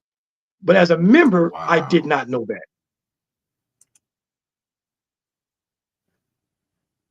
I didn't know that. That And is so the absolute final power straw, corrupts absolute. the final straw, the final straw was one night in April of 1985. We all went out to pass out literature. And the rule was you have to bring back a minimum of $10. A minimum. And this particular night, I did not collect $10. I came back empty handed, and Yahweh ben Yahweh had devised a special room that he called the room of understanding. In the room of understanding, Wow. you got down on knees and you just stayed on your knees for extended periods of time until they said you could leave. And when I came back, I was sent straightway, immediately, in B times to the room of understanding. And it's in the room of understanding on my knees that I realized this is it. This is it. And the pain from being on your knees, it takes about 7 to 10 minutes. And you realize why you were on your knees. The pain becomes so excruciating after about 15 or 20 minutes. And you can't get off your knees and stretch because they had security guards in there that beat you with big sticks if you fell over. So after about an hour and a half of being on my bended knees, I knew that when I got up, I'm out. I'm out. And so Wow. while I was in the room of understanding, there were men and women and children around me screaming and crying and begging for mercy and pain. You know what I was doing? Inside, I was laughing and smiling, even though I too was in excruciating pain. it just took me back. It took me back to my college fraternity days and Hell Night, if you've ever heard of such a thing. Yeah, yeah. It took The me back. what It took me back to something called Crossing the Burning Sands, aka Hell Night. The last night before you can actually wear the Greek letters of that fraternity. It's called Hell Night. And that room of understanding took me back to this moment where I had to endure. But I knew that when I got up off my knees, I was out of there. And about 3 hours later, they came in and said, you can leave now. And of course, I had no blood in my legs, so I couldn't walk for about 15 minutes. I had to just roll over and lay there and allow my blood to circulate in my legs. I couldn't walk. But after about 15, 20 minutes wow. of working on getting my legs and the blood flow, I got up. I went outside and I just happened to see my so-called wife and my oldest daughter, who was about 4. I walked up to her. I told my wife, I'm leaving. I know you ain't ready to come, because I knew she had not had her revelation or her epiphany. I kissed my daughter and told her I loved her. I told my wife, I got to go. I love you. Please give me a half-hour head start before you say anything to anybody. And she said she would. And I act like I was going back down to the warehouse. It was about 8, it was about 10 o'clock at night. I act like I was walking back to the warehouse where I slept at. I got on a robe and turban and all that stuff. And I looked left and looked right. And I hit a side street and I took off running. I ran out of I took my turban off, threw it away. I ran out of I was taking my robe off as I'm trying to run. Oh man. And that was the end of my ordeal with the Colts. 1985, Okay. April. Let me. So I know you've been in a lot of documentaries. You've had like the shows where they do the reenactments and the interviews. You know, I like those joints. That's what me and my wife were watching you on. Have you ever thought about doing a movie for your story? Because that scene you just said where you was pulling the stuff off while you was running, that is a cinematic scene if I ever imagine one. Yeah, I did a documentary for the Biography Channel in 2013, and they actually relived and did that scene, and it moved me to tears. I was amazed at how accurate they got it. It's on YouTube also.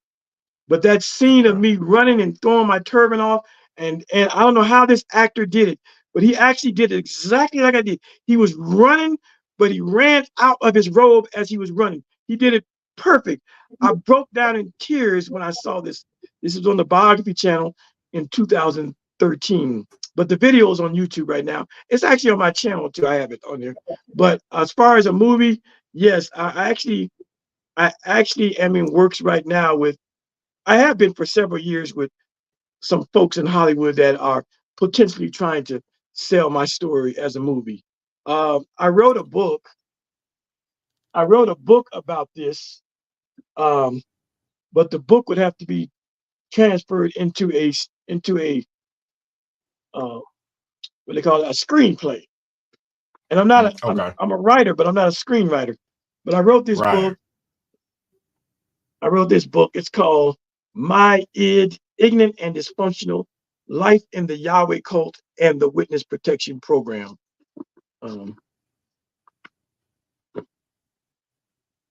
Okay. So And do that's you what they. if you got a link, if you got a link for that, put it in the chat. And a link I to your channel as well. I don't I don't even know how to do links, but Okay, I'm okay. I'm kind of novice about this stuff. But you can Google it; it's easy to find. Barnes and Nobles, Hey, any Ivy other Works. mod, and any other mods that's in there, if you can get the link to his book and the link to his YouTube channel and throw it in the chat, I would appreciate it. If you can't, you can't. But if you can, Yeah, please do that. yeah. I mean, Uh, I'm everywhere. I'm not hard to find, and my work is everywhere. yeah, But yeah, there are. I have some really strong. I have one strong contact in Hollywood right now that's fascinated by my story and is looking to sell it as a movie.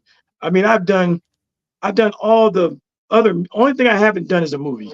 I've been on 6 national TV shows from CBS to the CW channel to the Power Biography on channel to the Oxygen Network HB91. to the Investigation Discovery Network. So I've been on all that. I've been in places like I've been all over the place. I've done all the media that a person can do. The only thing left for me to do is a movie. I've even been in People magazine telling my story. You don't get no more popular than this magazine. And this is about all the different cults. Even Malachi York is in this one here. But they got something about my cults and my stories in there. There I am right there I am right there. Boop, wow. there I am. So Okay, okay. that's in People. So I've done all the I've been in pretty much every magazine and newspaper in America, from the LA Times to the Miami Herald to the Denver Post, New York Times. My story's been told all over the place. Um, and believe it or not, I still get emails, not just in America. I get emails from Sydney, Australia, and Japan, where a lot of the shows I've done over the years, they show them as reruns in foreign countries. And people reach out Yeah, and say, "Hey, I'm in Sydney, Australia," and they'll actually send me a picture of myself on their TV in Australia TV. or Japan. Yeah, crazy. That's I'm like, nice. wow. That's Yeah, crazy. That's crazy. it's crazy. And It's and crazy. and, and so you run up out of your turban. Where do you end up, and how do are you approached by the government, or do you approach them? Oh, all right, let's go. Let's get to the government stuff. So, Yeah, yeah, because that's the number one thing people like to yeah, say, we and got I to get just that. find that Yeah, hilarious. we Yeah, let's we get might to have that. we might have to come back and do some other stuff, but we definitely want to get that in on this one. Um, Absolutely. okay, so after I run out of my turban, I run to 27th Avenue, which is a major thoroughfare in Miami, and it's about 11 o'clock at night now. A bus comes. I jump on the bus. I don't have a cent on me, and for some strange reason, the bus driver, he waves me by. Go on, come on, come on, come on. I go to the back of the bus. I sit there and I shed a lot of tears. I cry all the way to my particular part of Miami, which is called Carroll City. You might have heard of Carroll City because of Rick Ross, Pretty Ricky, and many other notables come out of Carroll City. It's the northern, it's the northernmost part of Miami, Carroll City. And so the first night, I haven't talked to my father. My mother passed away in 79. I haven't talked to my father in 4 or 5 years. I go to the house. There's a for sale sign on the lawn. The grass is high, and he has moved. So I don't know where my dad is. That first night, I ended up sleeping in an abandoned car somewhere. The next morning, I call my old phone number, and lucky for me, that phone number was still working, and it was at my dad's new place. He had a condominium, and my brother answered the phone. I said, "Come get me." He came and got me. My dad was at work. I waited for him to come home. I said, "Dad, I'm out of the cult. I need a place to stay until I get on my feet." And my dad was all too happy to know that I was out. And he said, "Sure, you're welcome to stay here till you get yourself together." And so I stayed with That's him. Okay, so that was that. I end up, I'm going real quick. A lot happened, but I'm going quick. I end up getting a job. I worked at McDonald's in the day. I worked at the airport in a duty-free store at nighttime. I had about 3 months stint where I was actually selling drugs. I was a drug mule. I was going from Miami to DC for a big drug dealer in Miami that I went to school with, taking kilos of cocaine, dropping them off, and getting back on the plane, stuff like that. It lasted about 3 or 4 months. I needed some money. I had nothing going on. He was paying me like 2 grand to do what I did, and 2 grand back in 1985 was good money. I was so Yeah. stupid and silly. I didn't know the implications of what would happen to me if I got caught with 3 or 4 kilos around my waist Woo, going into Miami International Airport. But I did that woo. stupid stuff. Um, Pushing it to the limit. push it to the limit. Push it to the limit. Rick Ross. Exactly. I enrolled back. I enrolled back into college. I told you earlier I was a dancer, ballet and modern and jazz and tap. Well, it went from that, I became a stripper. Oh wow. I got my weight up because I was skinny when I got out. I got my weight up and I was known in Miami in all of the clubs as Prince. They knew me in the You streets don't as say. You Huh? don't say. You don't I say say. you don't say. Absolutely. And I carried Prince's persona as a stripper. I had the whole gay looking, you know, flowery thing up there, and the Lace ruffle and all that. shirts. Yeah, I had the yeah, whole yeah. Prince get up. I got pictures out. There are pictures on the internet of me as a stripper. I put all this stuff out Okay. there. Some people think I'm ashamed of it, but I'm not. It's part of my journey. Right. It's I part of the laugh at when journey. people, Yeah. yeah, I laugh when people try to take a picture of me as a stripper and go, "Look at Khalil Amani." Okay, I gave the world a picture. But anyway, Exactly. I did all that stuff. I did all that stuff. Let me show you something. This is from 1987. That's me right there in 1987 in Miami. Wow. I was a pretty damn good dancer. Did that kind of stuff. I got other stuff, but that's enough. You get the point. All the while I Indeed. was back in school, I was dancing, I was a stripper, I was banging hella women. My so-called wife, I'm doing it up. I'm feeling So, myself. so at this time, your wife is still with the cult leader. Absolutely.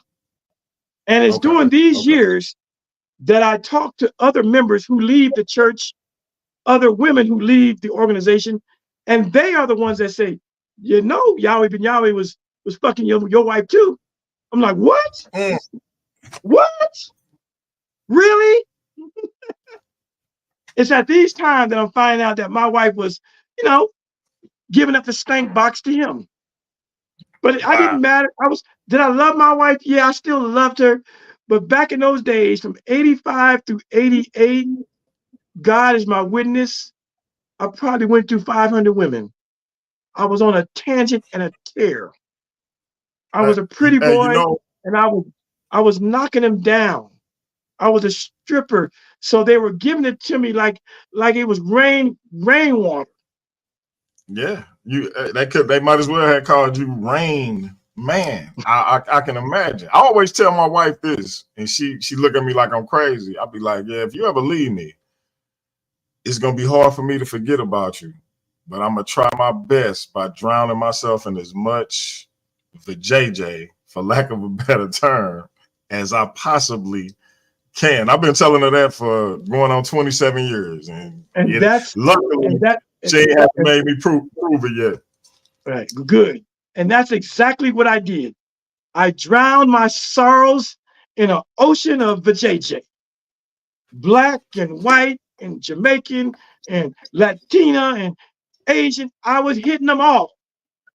I was such a I had such a pimp mentality that at one time I was living with two women in a threesome, and it was what it was. And at one time I had 4 or 5 women, and it wasn't no secret. I wasn't sneaking around. They all were my women, and it is what it is. And they accepted.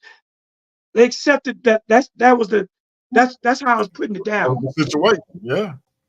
Yeah, I was, to me it was therapy because once I left the cult, by all accounts, all cult members, all ex-cult members should go to therapy.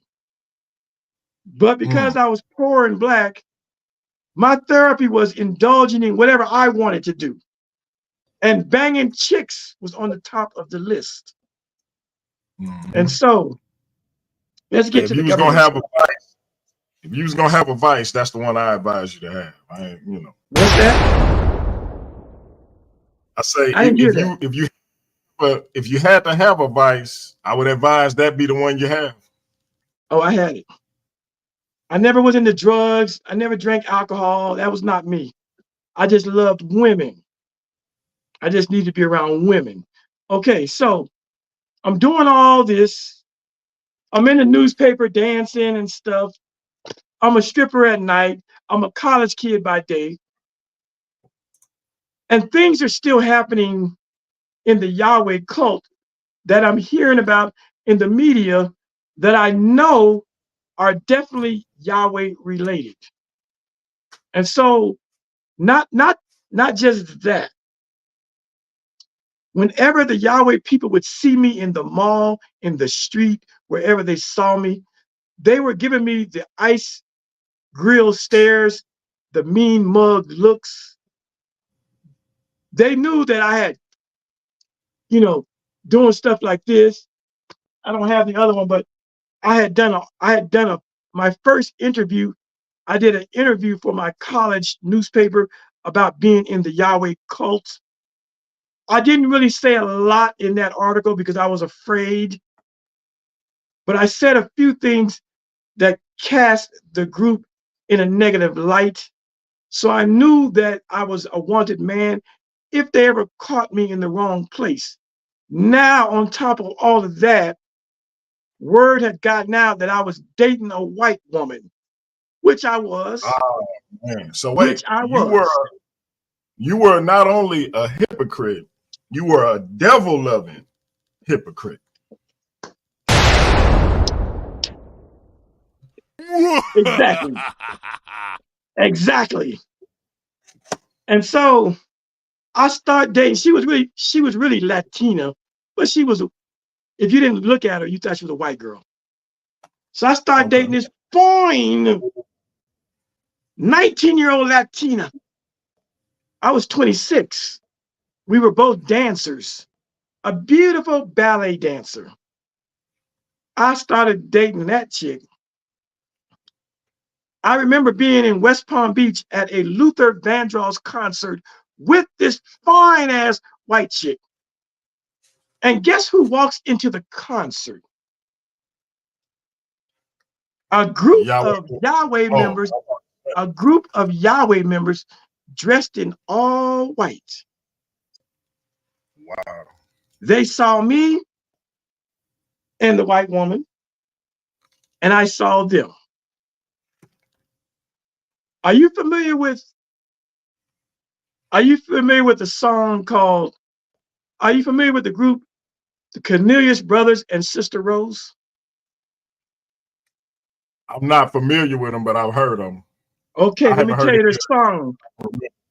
Let me tell you their song. You might know their song. Ask your wife this. Too late to turn back now. I Oh believe, I yeah. believe, I believe I'm falling in love. Yes, sir. Yes, sir. Treat her like a lady. You got to treat her like a lady. Those were big Okay. hits in the Okay. 70s. Yeah, yeah, I'm familiar. Okay. I Okay, didn't realize that was those two hits, those two hits were by a dude that was in the Yahwehs. His name was Wow. Carter Cornelius. He is one of the Cornelius brothers and Sister Rose. He is the first cousin of Yahweh ben Yahweh. He is Wow. friends with Luther Vandross. That was So the what connection. That was the connection. was he And in so I the go Yahweh cult before or after those hits? Oh no, you said in the okay, yeah, in the okay, 70s. okay, These were got big hits in the 70s. it. Yeah, Treat Her Like a that's Lady and Too Late to Turn Back Now were mega hits in the 70s. you still hear them. Huh? You still hear them. Yeah, yeah. They're big hits. They're classics in R&B today.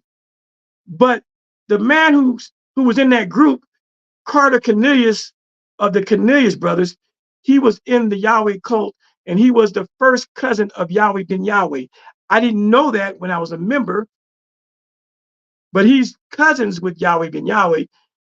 But when he was in the music industry, Luther Vandross was one of his friends. So he shows up at this concert with like 15 other Yahwehs, all of them in white robes and turbans. And they see me with this fine ass white woman, looking like a ghetto prince sitting there chilling. I'm on my shit. I'm like, I got the Jerry curl. But they were seeing me out and about. They were seeing me out and about. And they were seeing that I was living my life and doing my things. They saw I was in the black newspaper. They saw I was in a school newspaper. They said, this guy is talking a lot. This is what they were saying. And I had people on the inside that would come and whisper in my ear things that the leader was saying about me personally. They said I was a homosexual. They said I was dying of AIDS. All kind of weirdo shit that they were putting out there Wow. about me. Basically trying to say that because I left the Yahweh organization, Yahweh was exacting retribution on me for leaving. This is the kind of stuff he was saying. It wasn't true. It So wasn't true. so the lie they were telling about you having AIDS was the retribution for you leaving. Yes. So when they walk in this concert and it's 15 of them and it's one of you and this devil, what do you do? I'm cool as a cucumber. I'm chilling. I'm chilling. I mean, I wasn't worried because we were in an environment with thousands and thousands of people. So, and plus Gotcha, they were gotcha. dressed, they had their Sunday best robes on, and I was dressed like Morris Day that night. I wasn't worried, but I watched my back. But the looks and stares they were giving me let me know that I was a marked man. But it was cool. They ain't mess with me. But it was things like that, along with the fact that there were things going on in the community surrounding the Yahweh cult that I knew the Yahwehs had some involvement with. Two things specifically, and then we'll get to the government. One thing was, and there's videos and there's documentation for everything I'm saying. Even, where's it at? Oh, even, there's even a book written about everything I'm saying by a white woman, and she won a Pulitzer Prize in journalism for covering the Yahweh cult in the 80s. And in this book, she tells much of my story also. There I am right there. I was 31 at the time. And there's a couple of pictures in here. This is not my book. This is her book. But she tells much of my story in her book. There I am with the black turban on. That's me. And the guy sitting with me, he's my best friend to this very hour.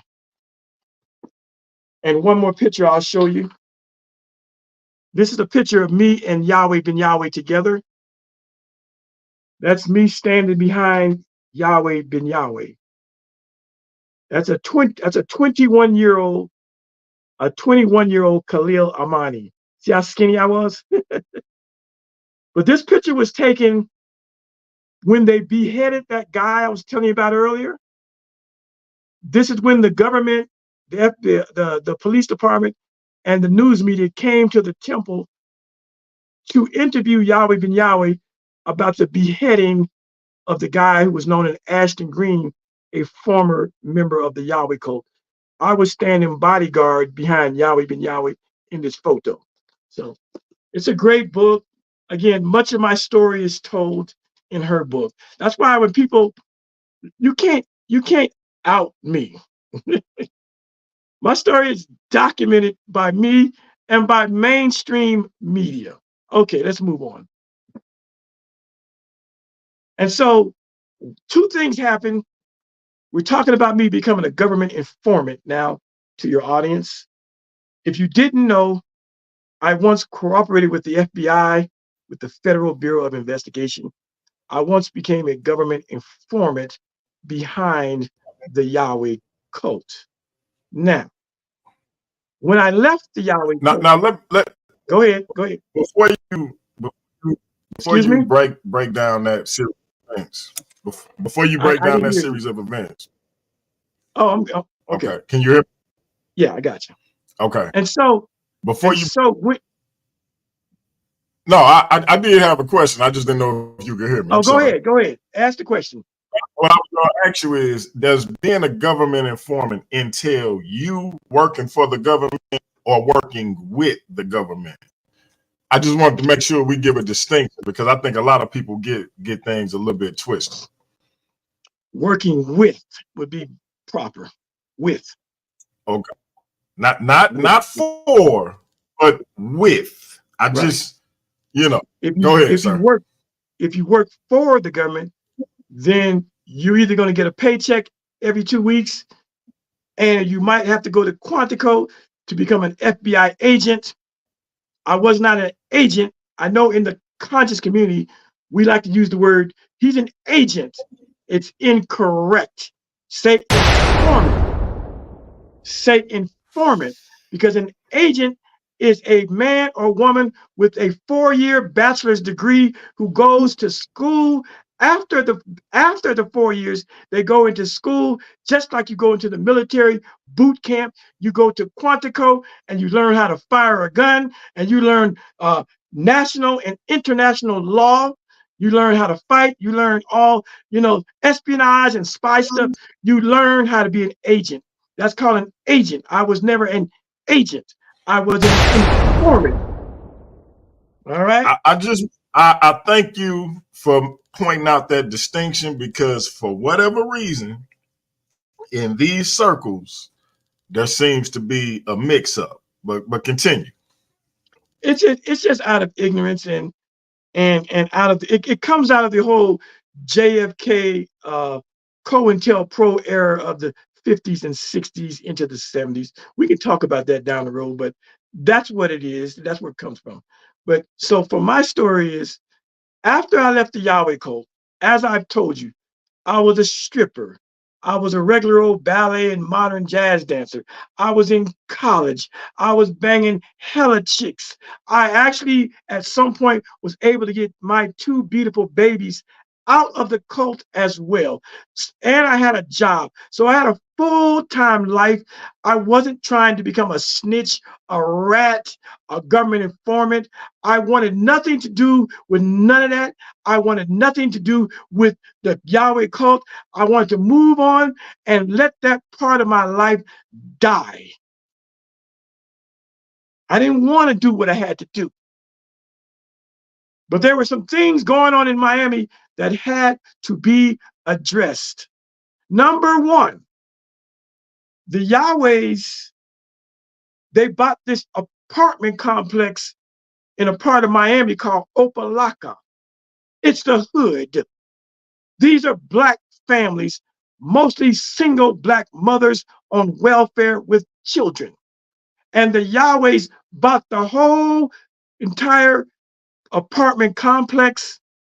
And when they got the deed and the keys, they went over to those apartments in broad daylight, knocked on doors, and told everybody, get the fuck out now, not in 30 days.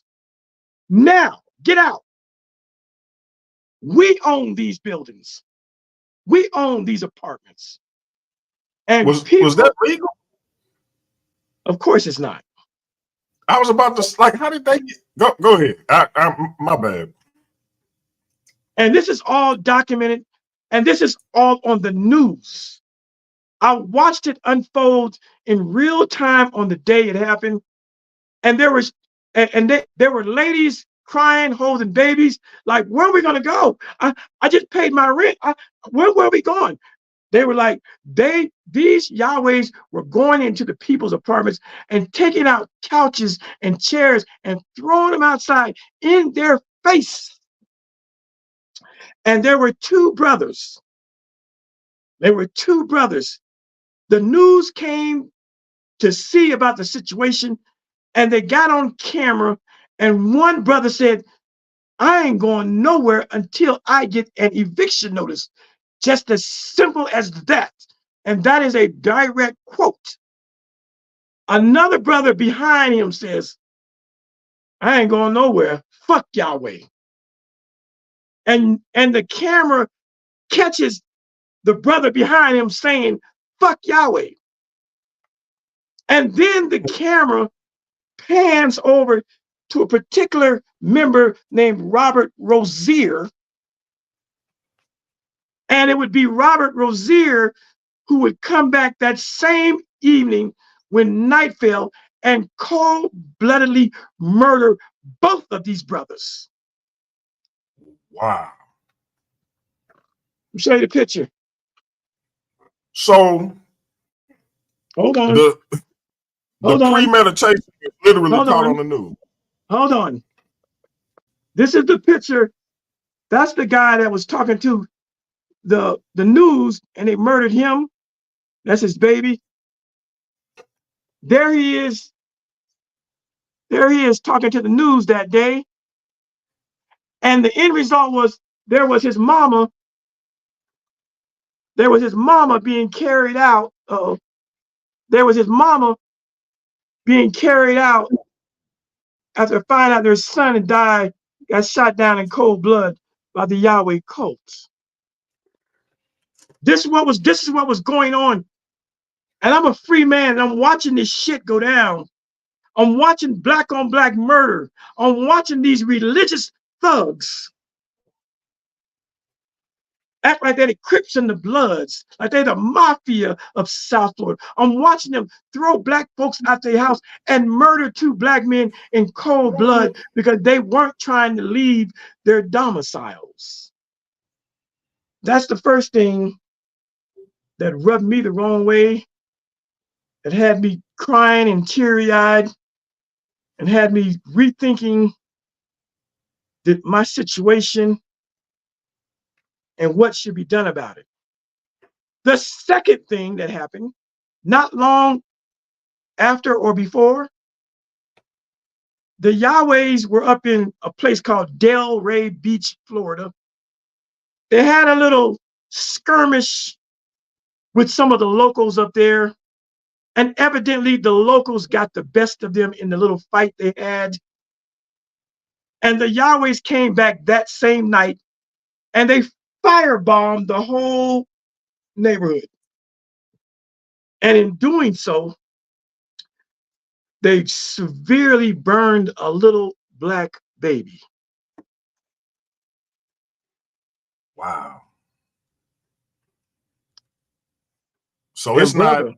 And brother, when I heard that, these two things, along with the constant threats on my own life, the mean mug stares, the ice grill stares, the information that I was getting back that they were going to kill me if they caught me in the wrong place, a decision had to be made. And I talked with myself. I told you I had a lot of girlfriends back in those days. What did a pimp calls the number one girl his bottom bitch?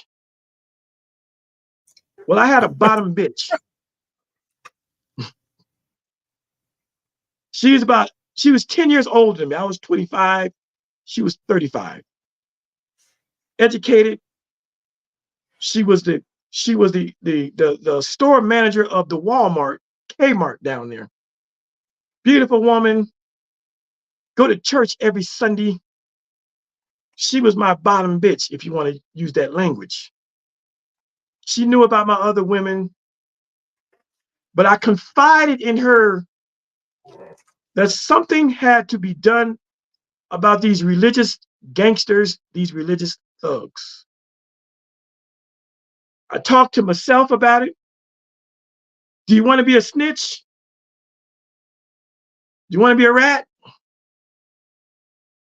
Do you want to join J. Edgar Hoover's COINTELPRO counterintelligence program?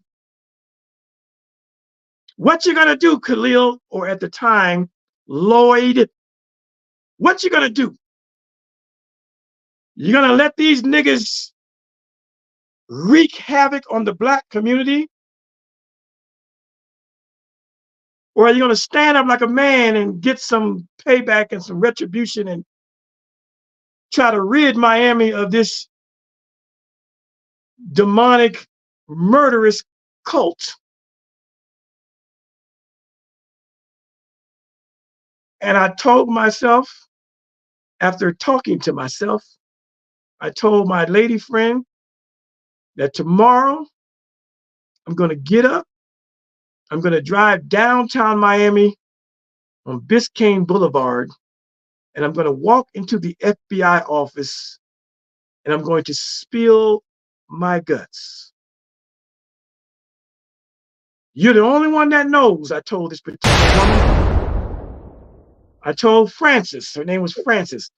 Frances, if you don't see me no more, I want one person in the world to know where I went missing, because I wasn't so sure that they might charge me with some stuff. I don't know what's going to happen, but I really didn't care. I was willing to be the sacrificial lamb.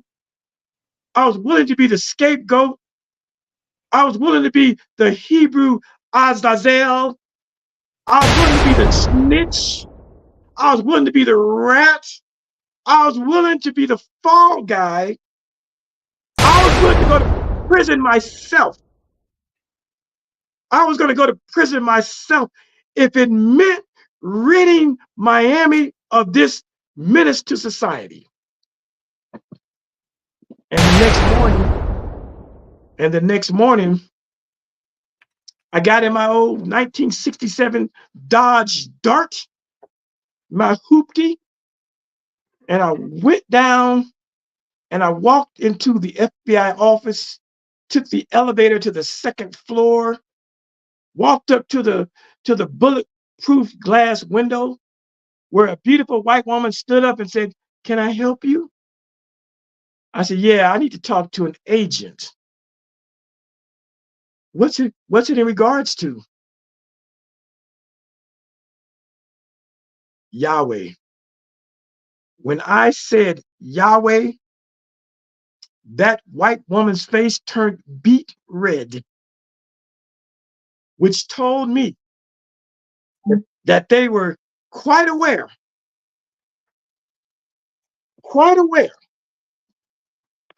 who this guy was. I got to plug in. Oh, I got enough power. You left one thing off of that list of things that you had to consider yourself to be a hero. Huh? A hero. A hero. Oh, yes, sir. Because my thing is, as I'm hearing this for myself, and I hear how people be like, "You're a government informant, you're a government agent, this and that." Right? You could have easily just left Miami and went and started a life somewhere else, far away from the Yahweh cult, and been good. Got you another harem of women for yourself and everything else. You could have went out to Cali, Venice Beach, got you a new harem, and been good. But you looked at what's going on in the community and see people missed earlier where you said before that you were a radical young man in terms of the Black liberation movement. So that's always been there. That ain't had nothing to do with Yahweh Ben Yahweh. So to me, you actually should be applauded for thinking about the community and still putting yourself at risk when you really didn't have to. Yeah, all that's true, brother. But and to add on to what you're saying, in this book that this white lady wrote about me, she signed this copy, and let me just show you what she says. My government name back in the day was Lloyd. So look what she says. Can you read it? What is that? The best man I know? No. The bravest man I know. Thank you. Yeah. That's how she signed. That's how this white lady signed my copy. And here we got black people trying to make it seem like you did something cowardly. That's crazy. Absolutely. That's crazy. And that's why you have people like that gentleman that was on your show, who I don't want to care to name, call his name. You know, he was a government informant. They try to spookify what I did and make it like I intentionally went to destroy that great Black organization, because they don't know the particulars, they don't know the backstory. But I can tell you this, my brother, when I go to Miami, even today, I walk the streets, head up, shoulder straight, and many people who knew what was going on back then, they still stop me and thank me for my bravery and what I did in ridding the streets of Miami from this murderous religious cult. I get that today.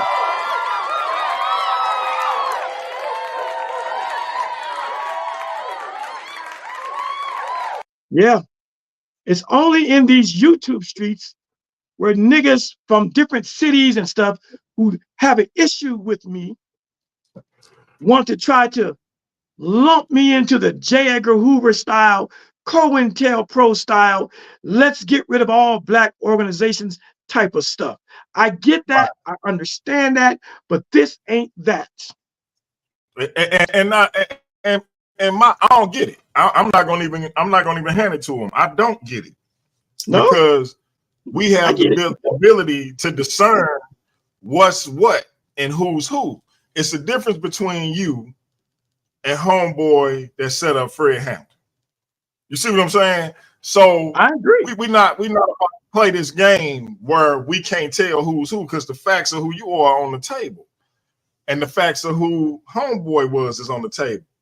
He set out to plot against a young Black man who was about to change the world. You started out loyal to a Black man, found out that Black man was not only not loyal to you, but to his people, and was killing his people, and you helped put an end to it. What are we talking about? That's the problem with this community. That's crazy to me. Yeah, it should be an open and shut case. I should be held as a hero. Shout out to my brother Sonetta, because Sonetta is one of the few YouTubers, and I have the video of him saying it. When Sonetta was dealing with Hassan Campbell about the Bambaataa stuff, Sonetta actually referenced my case and said to Hassan Campbell, "You should be like Khalil Amani." In my mind, Khalil Amani is a goddamn superhero. Sonetta. I got the audio. He said, in my mind, Khalil Amani is a goddamn superhero for what he did. He told Hassan Campbell that. Yeah, shout out to Sonetta, because shout out to Sonetta. That's nuts to me. But we don't even have to go into any further detail on that, on the situation with that. You did a good segue. I can tell you're not new to this. Let's talk about African Bambaataa. All right. Now, of course, to your audience, many years have passed. That was the 80s. The Bambaataa thing starts in 2013. Okay. Okay. By the year 2000, I'm a writer. I'm writing books. I've written 6 books. Okay. All right. I got to do my shameless plug. Oh, go I've ahead. written 6 books. So I'm a writer. But in my late 30s, I become a hip hop writer and a hip hop blogger. Follow me. In the year 2007, I write the first and only book addressing homophobia in the hip hop world. It's a little book, but I wrote this book addressing homophobia in hip hop, okay? 2007. And then the MySpace era kicks off 2006, 7, 8.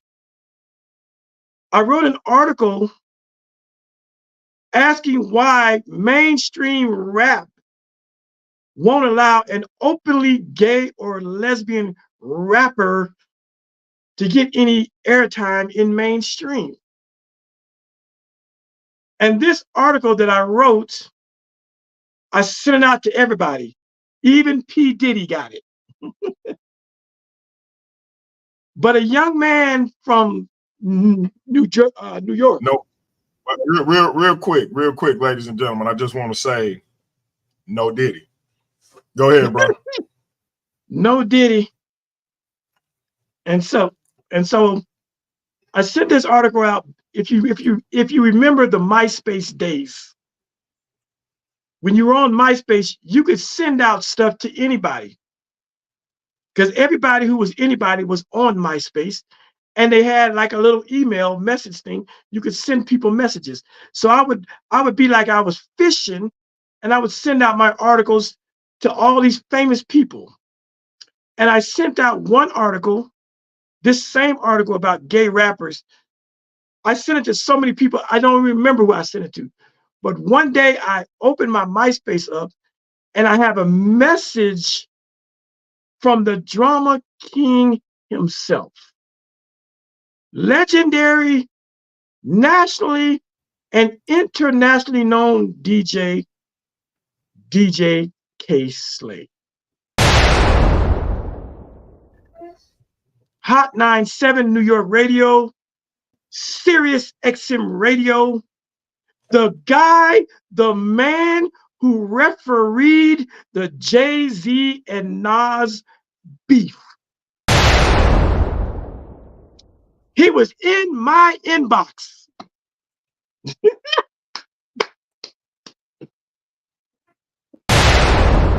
He was in my inbox talking about my blog about gay rappers. And I was just so blown away. I didn't care if he agreed or disagreed. I was blown away that I was a little no-name blogger in the Midwest living in Denver, Colorado, and I actually had the ears of this nationally and internationally recognized DJ. I was done. I didn't care what he said. He read it. But he read it, and then he sent me a long paragraph back. And he was not happy with what I was saying. I bet. He was 100% against the ideal of a gay or lesbian or transgender rapper having a voice in mainstream music. That was No his dick. position. And when he wrote that to me, I had to respond back to him. I'm the writer, he's the DJ. So I wrote, and my words were more powerful than his words because I'm the writer. And I wrote him back. And damn it, if he didn't write back a second time. And that went on for about 8, 9, 10 emails deep. I couldn't believe it. If this was in 2024, no, y'all would have been going back and forth on Twitter or Facebook or something like that then. Yeah, exactly. But we were going back on MySpace. 2008. This is leading up to the Bambaataa thing. You got to work with me. And so after about 8, 9, 10 emails deep, it was over. And then one night, I'm sitting in my office it's about midnight in Denver. So it's 2 a.m. in New York. And I'm on my MySpace. And God damn it, if he does not leave me another message. And this time he says, call me. And then his phone number. I'm thinking, what the hell does he want to talk with me on the phone for? He's already made his position clear that he's not fucking with the gay rapper thing. And I admit, as I said on my good brother J. Lee Chronicles channel, I was a bitch ass nigga. I was afraid of him. Okay. That's an admission right there. Okay. I was afraid of the guy.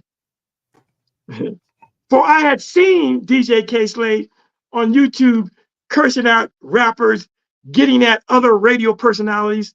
I knew he had this loud and boisterous voice. I didn't want no part of that. I turned straight bitch ass nigga. I'm not calling this dude. He's not going to curse me out on the phone. Oh, no. And so he sent me 2 or 3 more messages. Hey, call me. Hey, call me. Call me.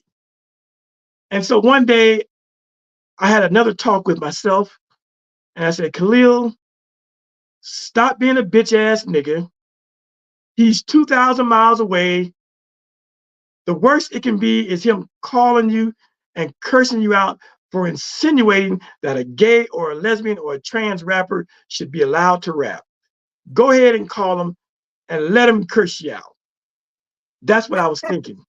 Right. So on the day that I called, my mind is like this. My mind is like this.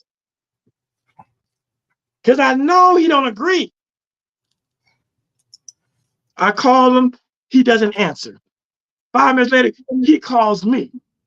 That's the first time that he had my number because he saw it on his phone. And I picked the phone up and the conversation went something like this.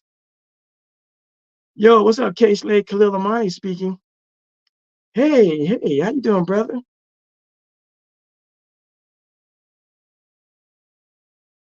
I expected to get the nigga ain't no goddamn gay rapper. That's what I was waiting to hear. But what I heard was a gentleman and a scholar. Hey, how you doing, brother Khalil? I said, I'm good, K-Slade. How you doing? Yeah, man, I just wanted to follow up with the article. He said, you know, man, he said, first, let me say this to you. You got a mean pen game. I said, oh, okay. I mean, the nigga totally disarmed me. Right. Caught you all off guard. Yeah, because I'm all my mind is ready to argue and fight and curse. And here's this soft-spoken, mild-mannered, very respectable man on the other end telling me that I have good penmanship. He said, you got a mean pen game. I said, oh, thank you. So now, because now he said, now I'm interested in what do you want to talk about? Because I already know you're not feeling my gay rapper conversation. So he says, you know, bro, I got to thinking about the things you said, the things you wrote, and I actually have a change of mind. I think you have a point, my brother. I think a gay rapper should be able to rap in the mainstream if he has the skills. I think that's the true definition and meaning of hip hop.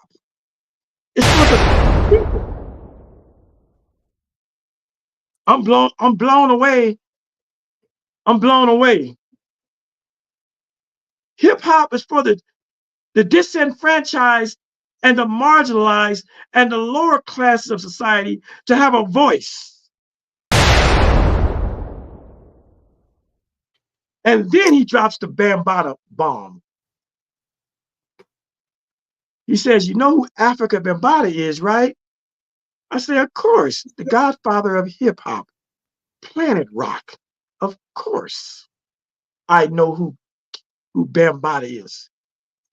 And I'm thinking, why would he ask me some shit like that?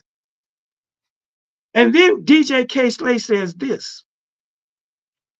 Well, you know, Bambaataa is gay.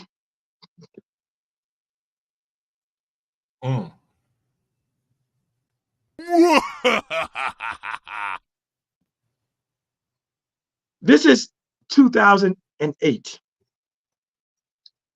I damn near. Where's my damn phone at? I damn near dropped the phone.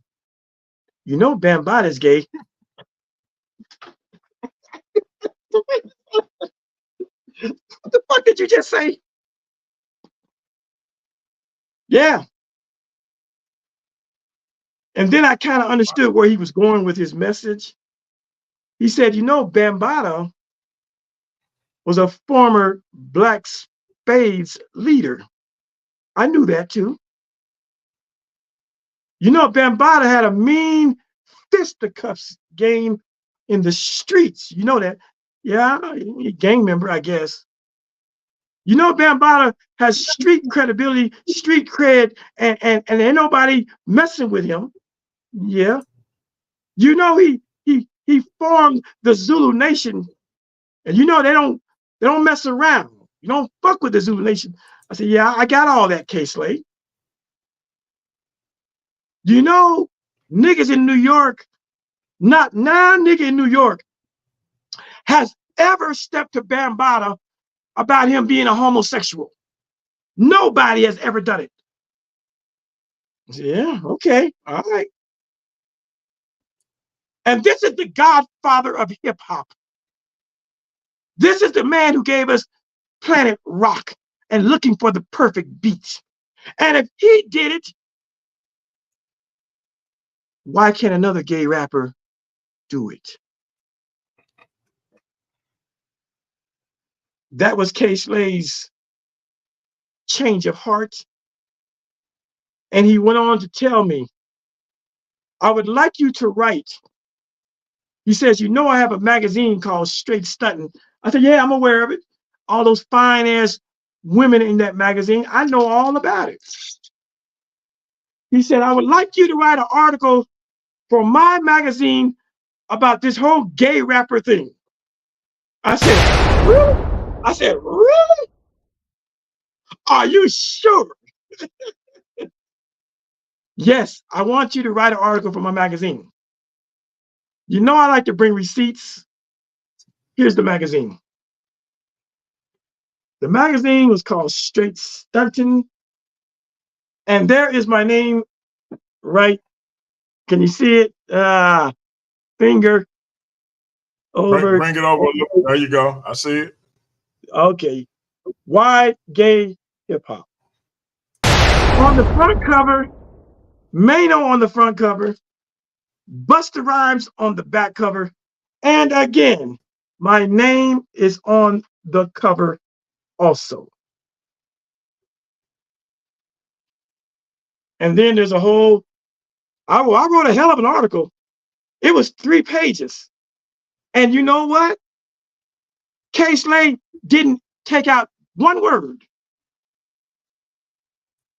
Wow. He didn't take out one word. He even put my picture in there. Oh, I was a fly dude. He put another picture of me in the back, in here. Oh, there I am, right there.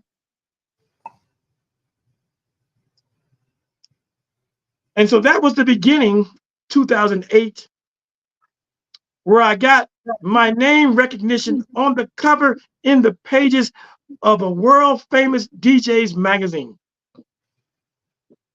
Did he pay me? No, he didn't pay me, and I didn't want no money. I wanted the writing credit. I wanted the bragging rights to say that I was published in DJ K Slade's magazine, and my name is on the front cover and the back cover of his magazine.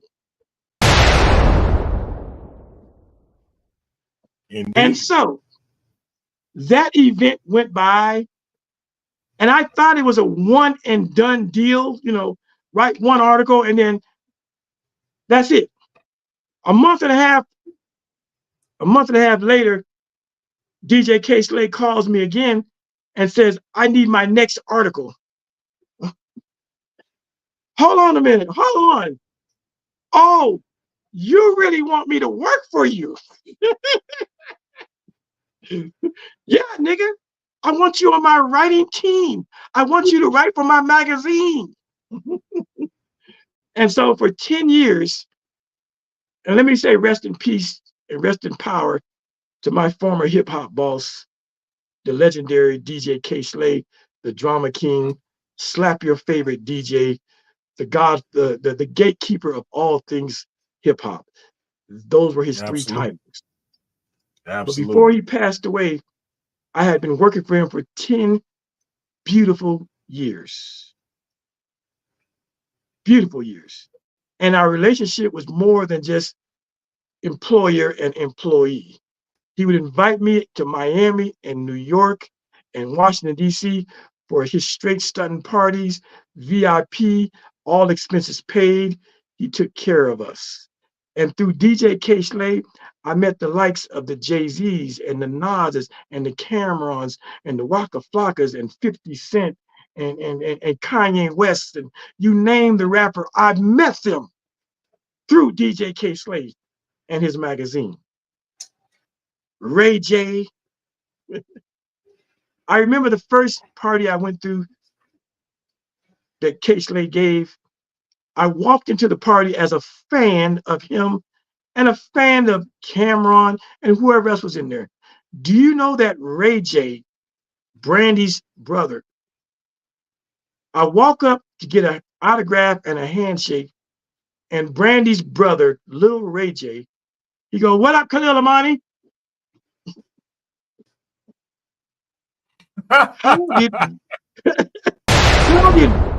How did Ray J know me? How did he know you? Okay. Whack 100. You know who Whack 100 is, right? Yes, sir. Whack 100 was the West Coast CEO of Straight Stunting Magazine. Wow. So I know all of them. I just did an interview with Whack 100 a month ago. Okay. But anyway, to the Bambaataa story. So in 2008, this ginormous bomb has been dropped on me that the godfather of hip hop, the dude who gave us Planet Rock, was gayer than gay. And I left that phone call thinking, what does DJ K-Slay want me to do with that information? Or what does he expect me to do with that information? God damn it, I'm a blogger. I'm a professional gossiper. What should I do with that information? You knew what he wanted you to do. I don't know. He didn't say don't speak about it, don't write about it. But he also didn't say that I could speak about it or write about it. So since I didn't know what to do with the information in 2008 that Bambaataa was part of the LGBTQ community, I sat on it somewhat out of fear and trepidation. And because I didn't want to breach the trust that I was gaining with DJ K-Slay. So I sat on it for 5 years. I sat on the knowledge that the godfather of hip hop was a gay dude. And then on the night of April 1st, 2013, it's about 10 o'clock at night here in Denver, Colorado. My wife is in the bedroom. I think I'm gonna go in there and tear it up. I'm a young 53-year-old man. But like Moses, my natural force was not abated and my eyes were not dimmed. That's for you Bible folks. Hilarious. I was about to go get me some trim, and the phone rings, and it's goddamn DJ K-Slay. And I'm thinking, oh, he just wants to call me and tell me he needs a new article for the next issue of Straight Stunting magazine. That's what I was thinking.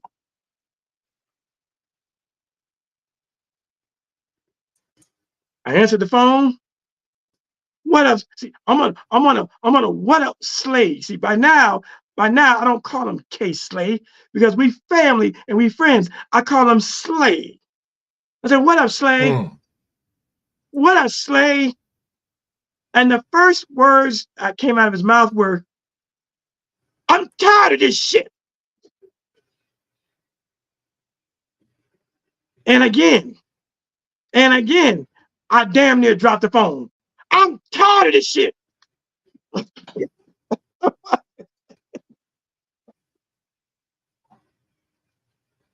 I said, yo, what's up? Oh, hey, hold on, man. I'm racking my brain thinking that I have violated this nationally and internationally known DJ. What did I do? I mean, I heard the real K-Slay that night. That mean spirit. Rah! He said, I'm tired of this shit. And I asked him, what are you talking about? In my humble voice. He said, Bambaataa. When he said Bambaataa, 5 years came flooding back, and I knew it was about some gay shit. I knew it was about some gay shit. I didn't know what it was about, but I knew it was about some gay shit. And so he begins to relay a story to me on the night of April 1st, 2013, that he wanted me to write and publish. He said he was walking into a bodega after work, grabbed something to eat, and a dude stepped to him as he was walking into the bodega, the store, and said, have you heard about your man's Bam? And K-Slay looked at that dude and go, nah, what are you talking about? He said, Bam just got stabbed. for allegedly date raping a young Spanish man after he gave him a date rape drug. So this was against another man, not a young Spanish female, but a young Spanish male. Well, we don't know the age of the guy. We still don't know. I just say young Spanish man. He could have been 16, 17, 18. He could have been a legal 21, 22. We don't know. The speculation that he might have been underage. The speculation is that he might have been underaged. Okay. But this is the information that I was relayed by DJ K. Slay, April the 1st, 2013. And he told me, I want you to write an article as soon as you can and send it to me. And so forget about going in the bedroom, sex with the wife. I fired up my computer and I wrote that blog based on what he had told me on the phone, as much as he knew at that particular time.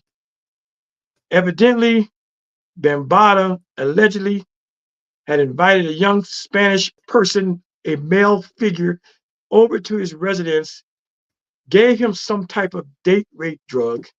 The guy fell out, but some kind of way he woke up. And when he woke up, Bambaataa was between his legs performing fellatio, playing Battleship, where he blew this guy to smithereens, giving him sloppy toppy and dome. Have I made myself clear? Crystal, my brother. Crystal. And the guy woke up and went berserk, grabbed a knife and went to poking and prodding Bambaataa like he was a turkey and he was checking the temperature. And the next day, on April 2nd, even though I was fearful, had trepidation, a little scared. See, I'm the kind of man, I'm in touch with my feelings and emotions. A lot of niggas say, oh, no, I'm never afraid. I ain't afraid of no man. I ain't afraid of this. No, I only fear God. Okay, fine. Fine. Lies. I was fearful because I knew that Bambaataa was the godfather of hip hop. I knew he was the leader of the Zulu Nation. And I knew I had heard the drama that they was putting hands on people back in the day and even now. But I sent that article to DJ K. Slay. At the same time that I was writing for K. Slay's magazine, I was also writing for arguably the #1 hip hop site on the internet, allhiphop.com. I was a staff writer for them also, and they got the article.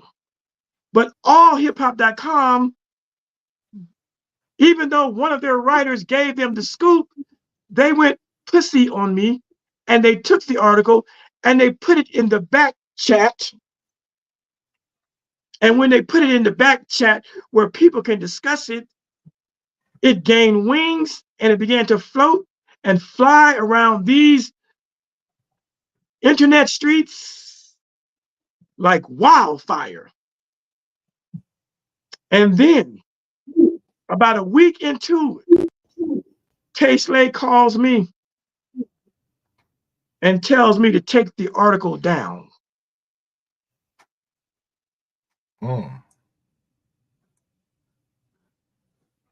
K. Slay says that the Zulu Nation contacted him and they said, if I don't take the article off the internet, they're going to come see me. The Zulu Nation put 1 and 1 together and knew who to talk to. They saw that strange African Arabic name, Khalil Amani, but they connected it to DJ K. Slay and Straight Stuntin' Magazine, and they reached out to K. Slay and said, you better tell your mans, take that shit down, or we're gonna come to Colorado and see about him.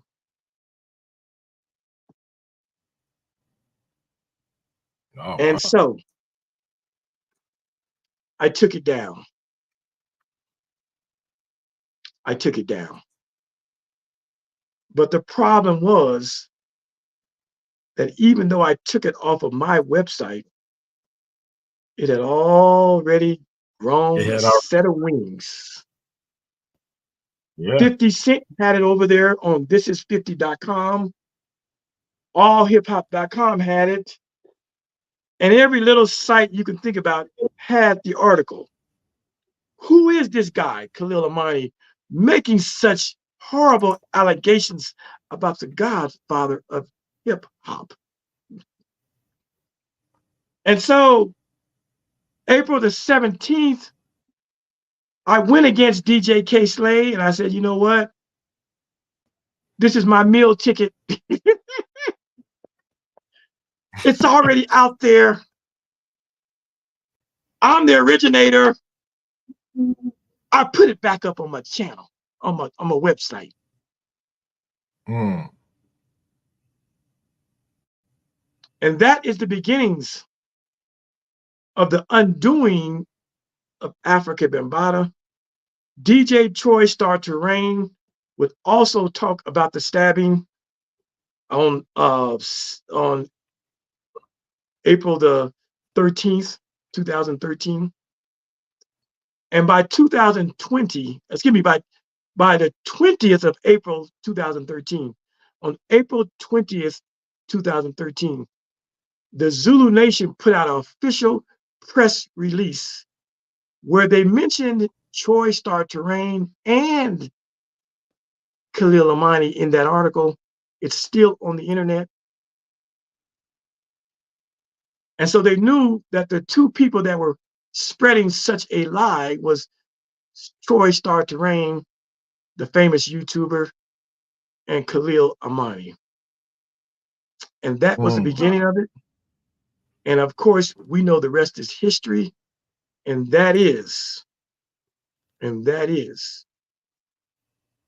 3 years later, Troy Star Terrain would put faces with the allegations that Bambaataa was not just gay, but that he probably was a pedophile, a pederast. I didn't use those terms in my early article because I didn't know the ages of the victim of Bambaataa. All I heard was he was a young man. So I just stayed with the gay label. Shame. But as it would turn out, Ronald B. Stinger Savage would be the first guy to come out on Troy Star Terrain's show and talk about being molested by Bambaataa at age 14 or 15. He says two different numbers in two different interviews, 14 and then 15. And then right after that, Hassan Poppy Campbell would come out and say that Bambaataa got him at about 12 or 13. And then there was OG Half Pint, and then there was others. And the ball continued to roll down the hill, and here we are today. But if you want to know the genesis, the progenitor, the eponymous ancestor of the Bambaataa story,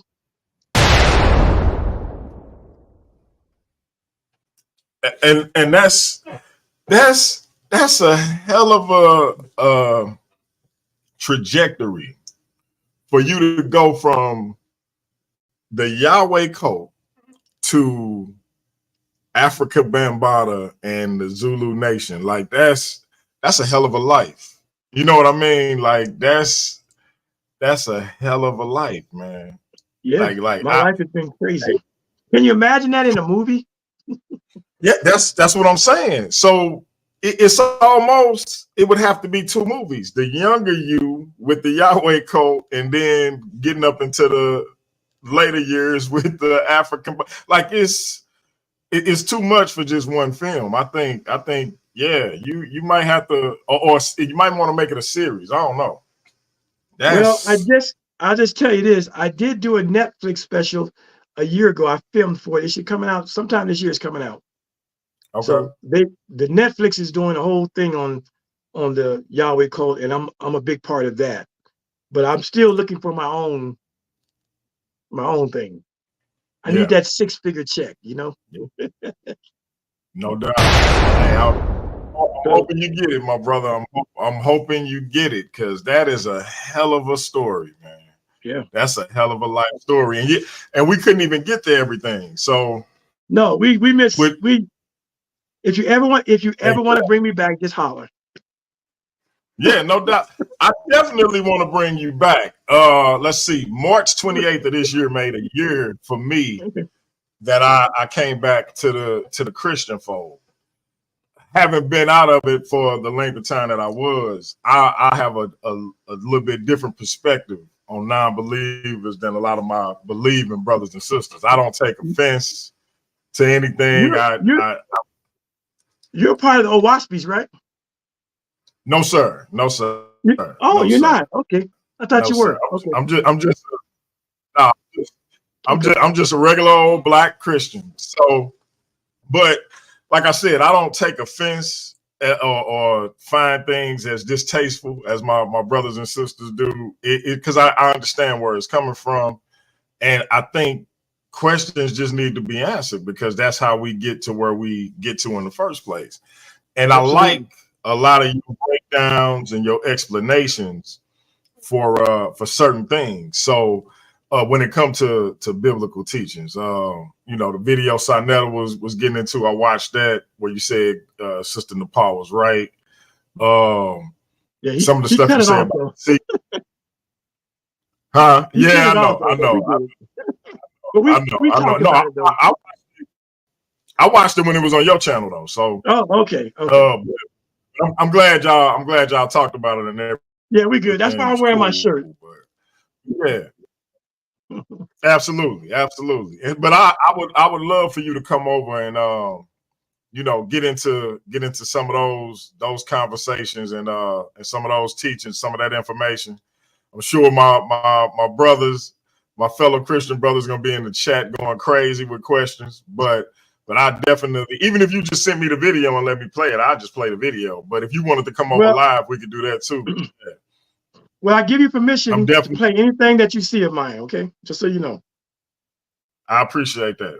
Anything you see, that's fine. I thank you for having me. You know, we've been here for 3 hours. That's what I'm looking at. I'm like, yeah, we gotta get out of here. It's 10 here, so it's what, 11 there? So, no, it's 9. Oh, I'm behind you. Okay, I'm behind you. Okay, good. We're on mountain time.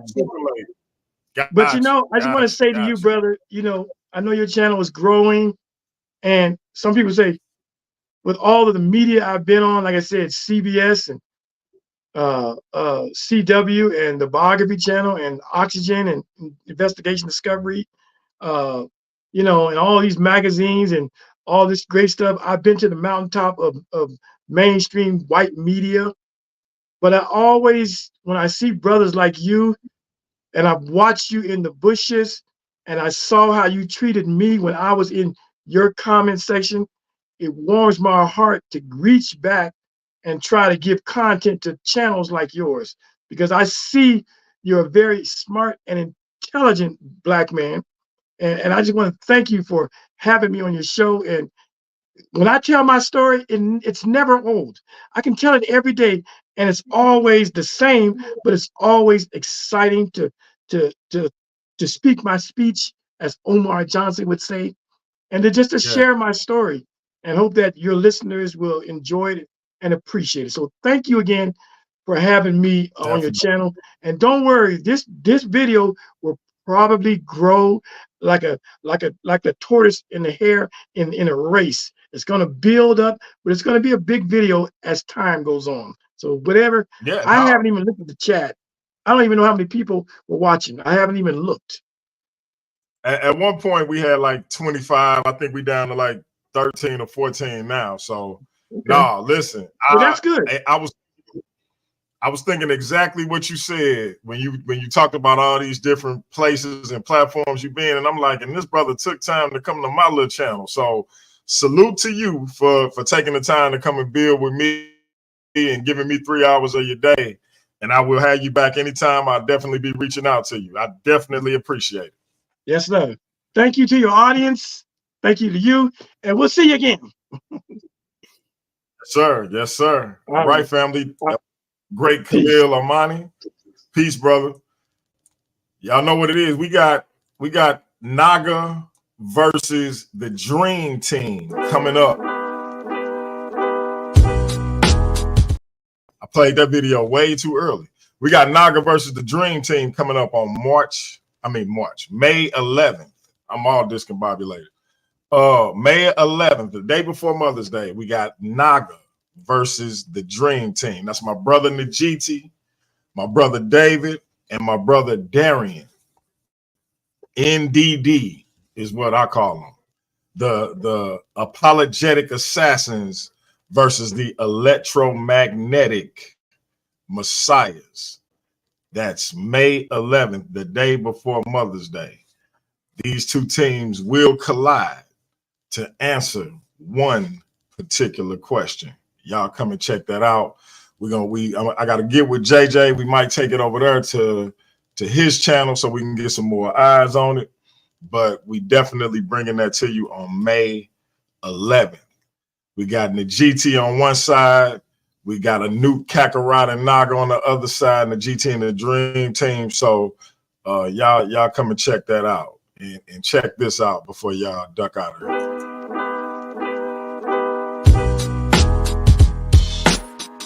For my real rap, man. Tired of that, man. Retired that. They don't really want to hear the truth no more. Think they scared how I make them feel. And you can say anything you want about me. I ain't worried, that don't make it real. They don't really want to hear the real no more. Think they scared how I make them act. And you can say anything you want about me. I ain't tripping, that don't make it fact. Look, coming live from the gutter like a cold puddle. When water whipping road shuttle. Whole huddle, Dutch burning, moving slow. I'm feeling like the minute hand. All wishes granted to me, turning in a tenant van. Been a man, never questioned nothing that was in the plan. See it from my third eye vision, so I understand. Poolside plotting move. Yeah, hey. God is light, and light is electromagnetism. That is the name of the debate. May 11th. Come and see the apologetic assassins take on the electromagnetic messiahs right here on Paradigm Shift TV 314. Shout out to my brother, Nobody from Trust and Believe the Gospel. He is coming back to the channel. We trying to put together a nice little discussion for y'all between two old school shifters. We got my cousin, my brother cousin, Nuri Shabaka Ursa Ma'at Ra on one side, and we trying to get the conscious Christian Jerome Green on the other side, and that will be moderated by my brother, your favorite urban apologist, Nobody from Trust and Believe the Gospel. Shout out to my sister, same mama, same daddy, not a black in the building, and the whole entire chat. Follow Math, I see you in there. Shout out to you, bro. There was another brother in here from East Saint. I think he said, shout out to that brother if you still in here. Shout out to everybody in the chat that came out and supported the show. Let me get this in the chat for my little bro. Y'all please go over there and check out my brother channel and see what he got over there in the oven cooking. And watch this little clip real quick. Hit that link and subscribe to that brother channel, please.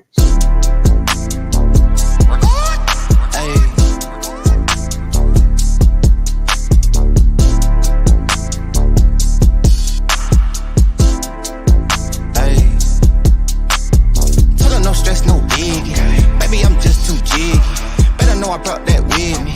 Case they get too iffy. Baby, don't stress, don't sweat it. Put it all on my daddy. Niggas know how I'm coming.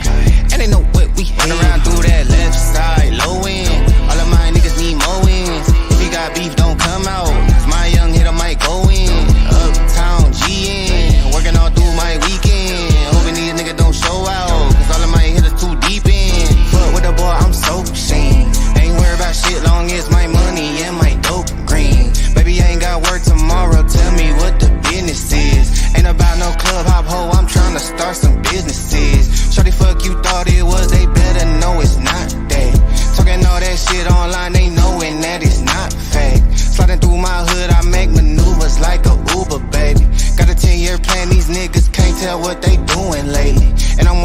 clean, I'm Listerine, I thought they been knew it. Blunts all in my lungs, I got my red cup full of that in fluid. Young middle Mac, I'm swinging that leg, I'm banging that do or die.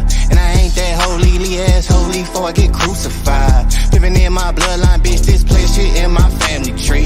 How the fuck they pressed, I did my best out of what they handed me. Straight out of that country, no.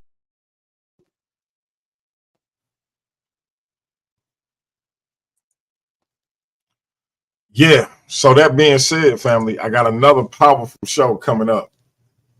And this is going to be an interesting one. This is going to be an interesting one. I'm trying to bring this to you Sunday. That'll be Sunday, May 5th, 5 p.m. Central Time. And the shout out to my sister Mika Wash, because she hit me up like, hey man, what's up with you? You hate me or something? I'm like, hey Mika, what you talking about, sis? Like we ain't got no problems. I don't want no smoke. And you know, she hit me with a couple of things that I gotta clean up. But she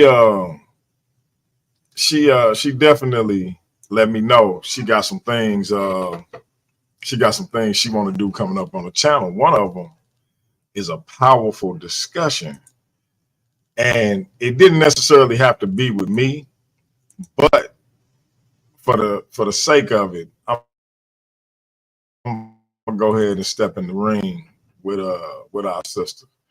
And the question is, should victims and predators share accountability? My sister says yes. I say no. Now, you would think in a lot of instances when this conversation is had, it would be the opposite. The male would probably be saying yes, and the female would probably be saying no, for various reasons. And so we're gonna walk this thing out, parse it out, so to speak, and figure out what's what, because I think under no circumstances should you blame the victim in terms of a sexual assault. However, my sister says there are circumstances when the victim may have to share accountability. And again, we gonna get to it and make it do what it do. But I'm interested in how y'all deal with that. How y'all deal with that conversation when we open up the chat? Who y'all think made the better points? Because this I feel like may be a little bit divided. I don't think, like, you know, so far when we had these discussions and I put a little poll up or something, your boy always come out looking squeaky clean. I feel like Mika got some up her sleeve that where I might not come out unscathed. So I got a little trepidation. You know, this is a woman, you know what I mean, saying that you know, victims have to share some accountability. And I think just by her being a woman, if she make a strong enough point, strong enough case, that's gonna give what she's saying a little more credibility than maybe what I have. And I could just be overthinking it, but we definitely gonna get to it Sunday at 5 p.m. Central Time. Don't forget, May 5th, it's the biggest debate so far in Paradigm Shift TV history. Naga versus the Dream Team, the Electromagnetic Messiahs. The Electromagnetic Messiahs versus the Apologetic Assassins. I feel like it's gonna be the biggest debate we done put on so far. So, and this is not a discussion. This is not a dialogue. This is a debate. So, we hope y'all are here for it.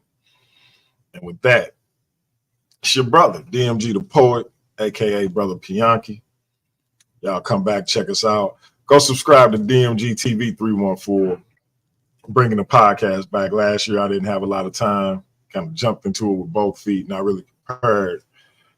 This time, I got an idea of what I want to do. So that's going to be over on Spotify and on YouTube. So it'll drop on Wednesdays on Spotify and then on Fridays on YouTube. So go subscribe to that YouTube channel. Subscribe to the channel on Spotify. I'm gonna take y'all out of here with this cut from our brother Neo Love, and we'll be back at it again, family. Might go live tomorrow, don't know yet, but you'll definitely see me Sunday talking to Mika Wash about whether or not victims and predators should share accountability. So, Neo Love, humbly I endure. It's DMG, we out. We'll be back at it. That's peace. Yeah. I know I got about 30 seconds to make y'all feel this before y'all turn it off these days. That I might not even release it. But I be doing this shit for me. Help me get through. I feel like I give until I can't. But most don't recognize it till I ain't. Blood on them covers, she hoping paint. Sorry, mama, but it ain't. This world took a toll on me, and everyone that say they love me always seem to follow me. The same one that call me great, treat me like I ain't shit. I read between the lines, it's written all over your eyes. I see the disappointment in the eyes of the ones who want me dead, but I ain't never been scared. I tried to get there. Sometimes I wonder if I survived or did I die on that ride to that hospital. Demons all around me, I am not mental. This game of life, it is not simple. Last time I was happy, I was popping.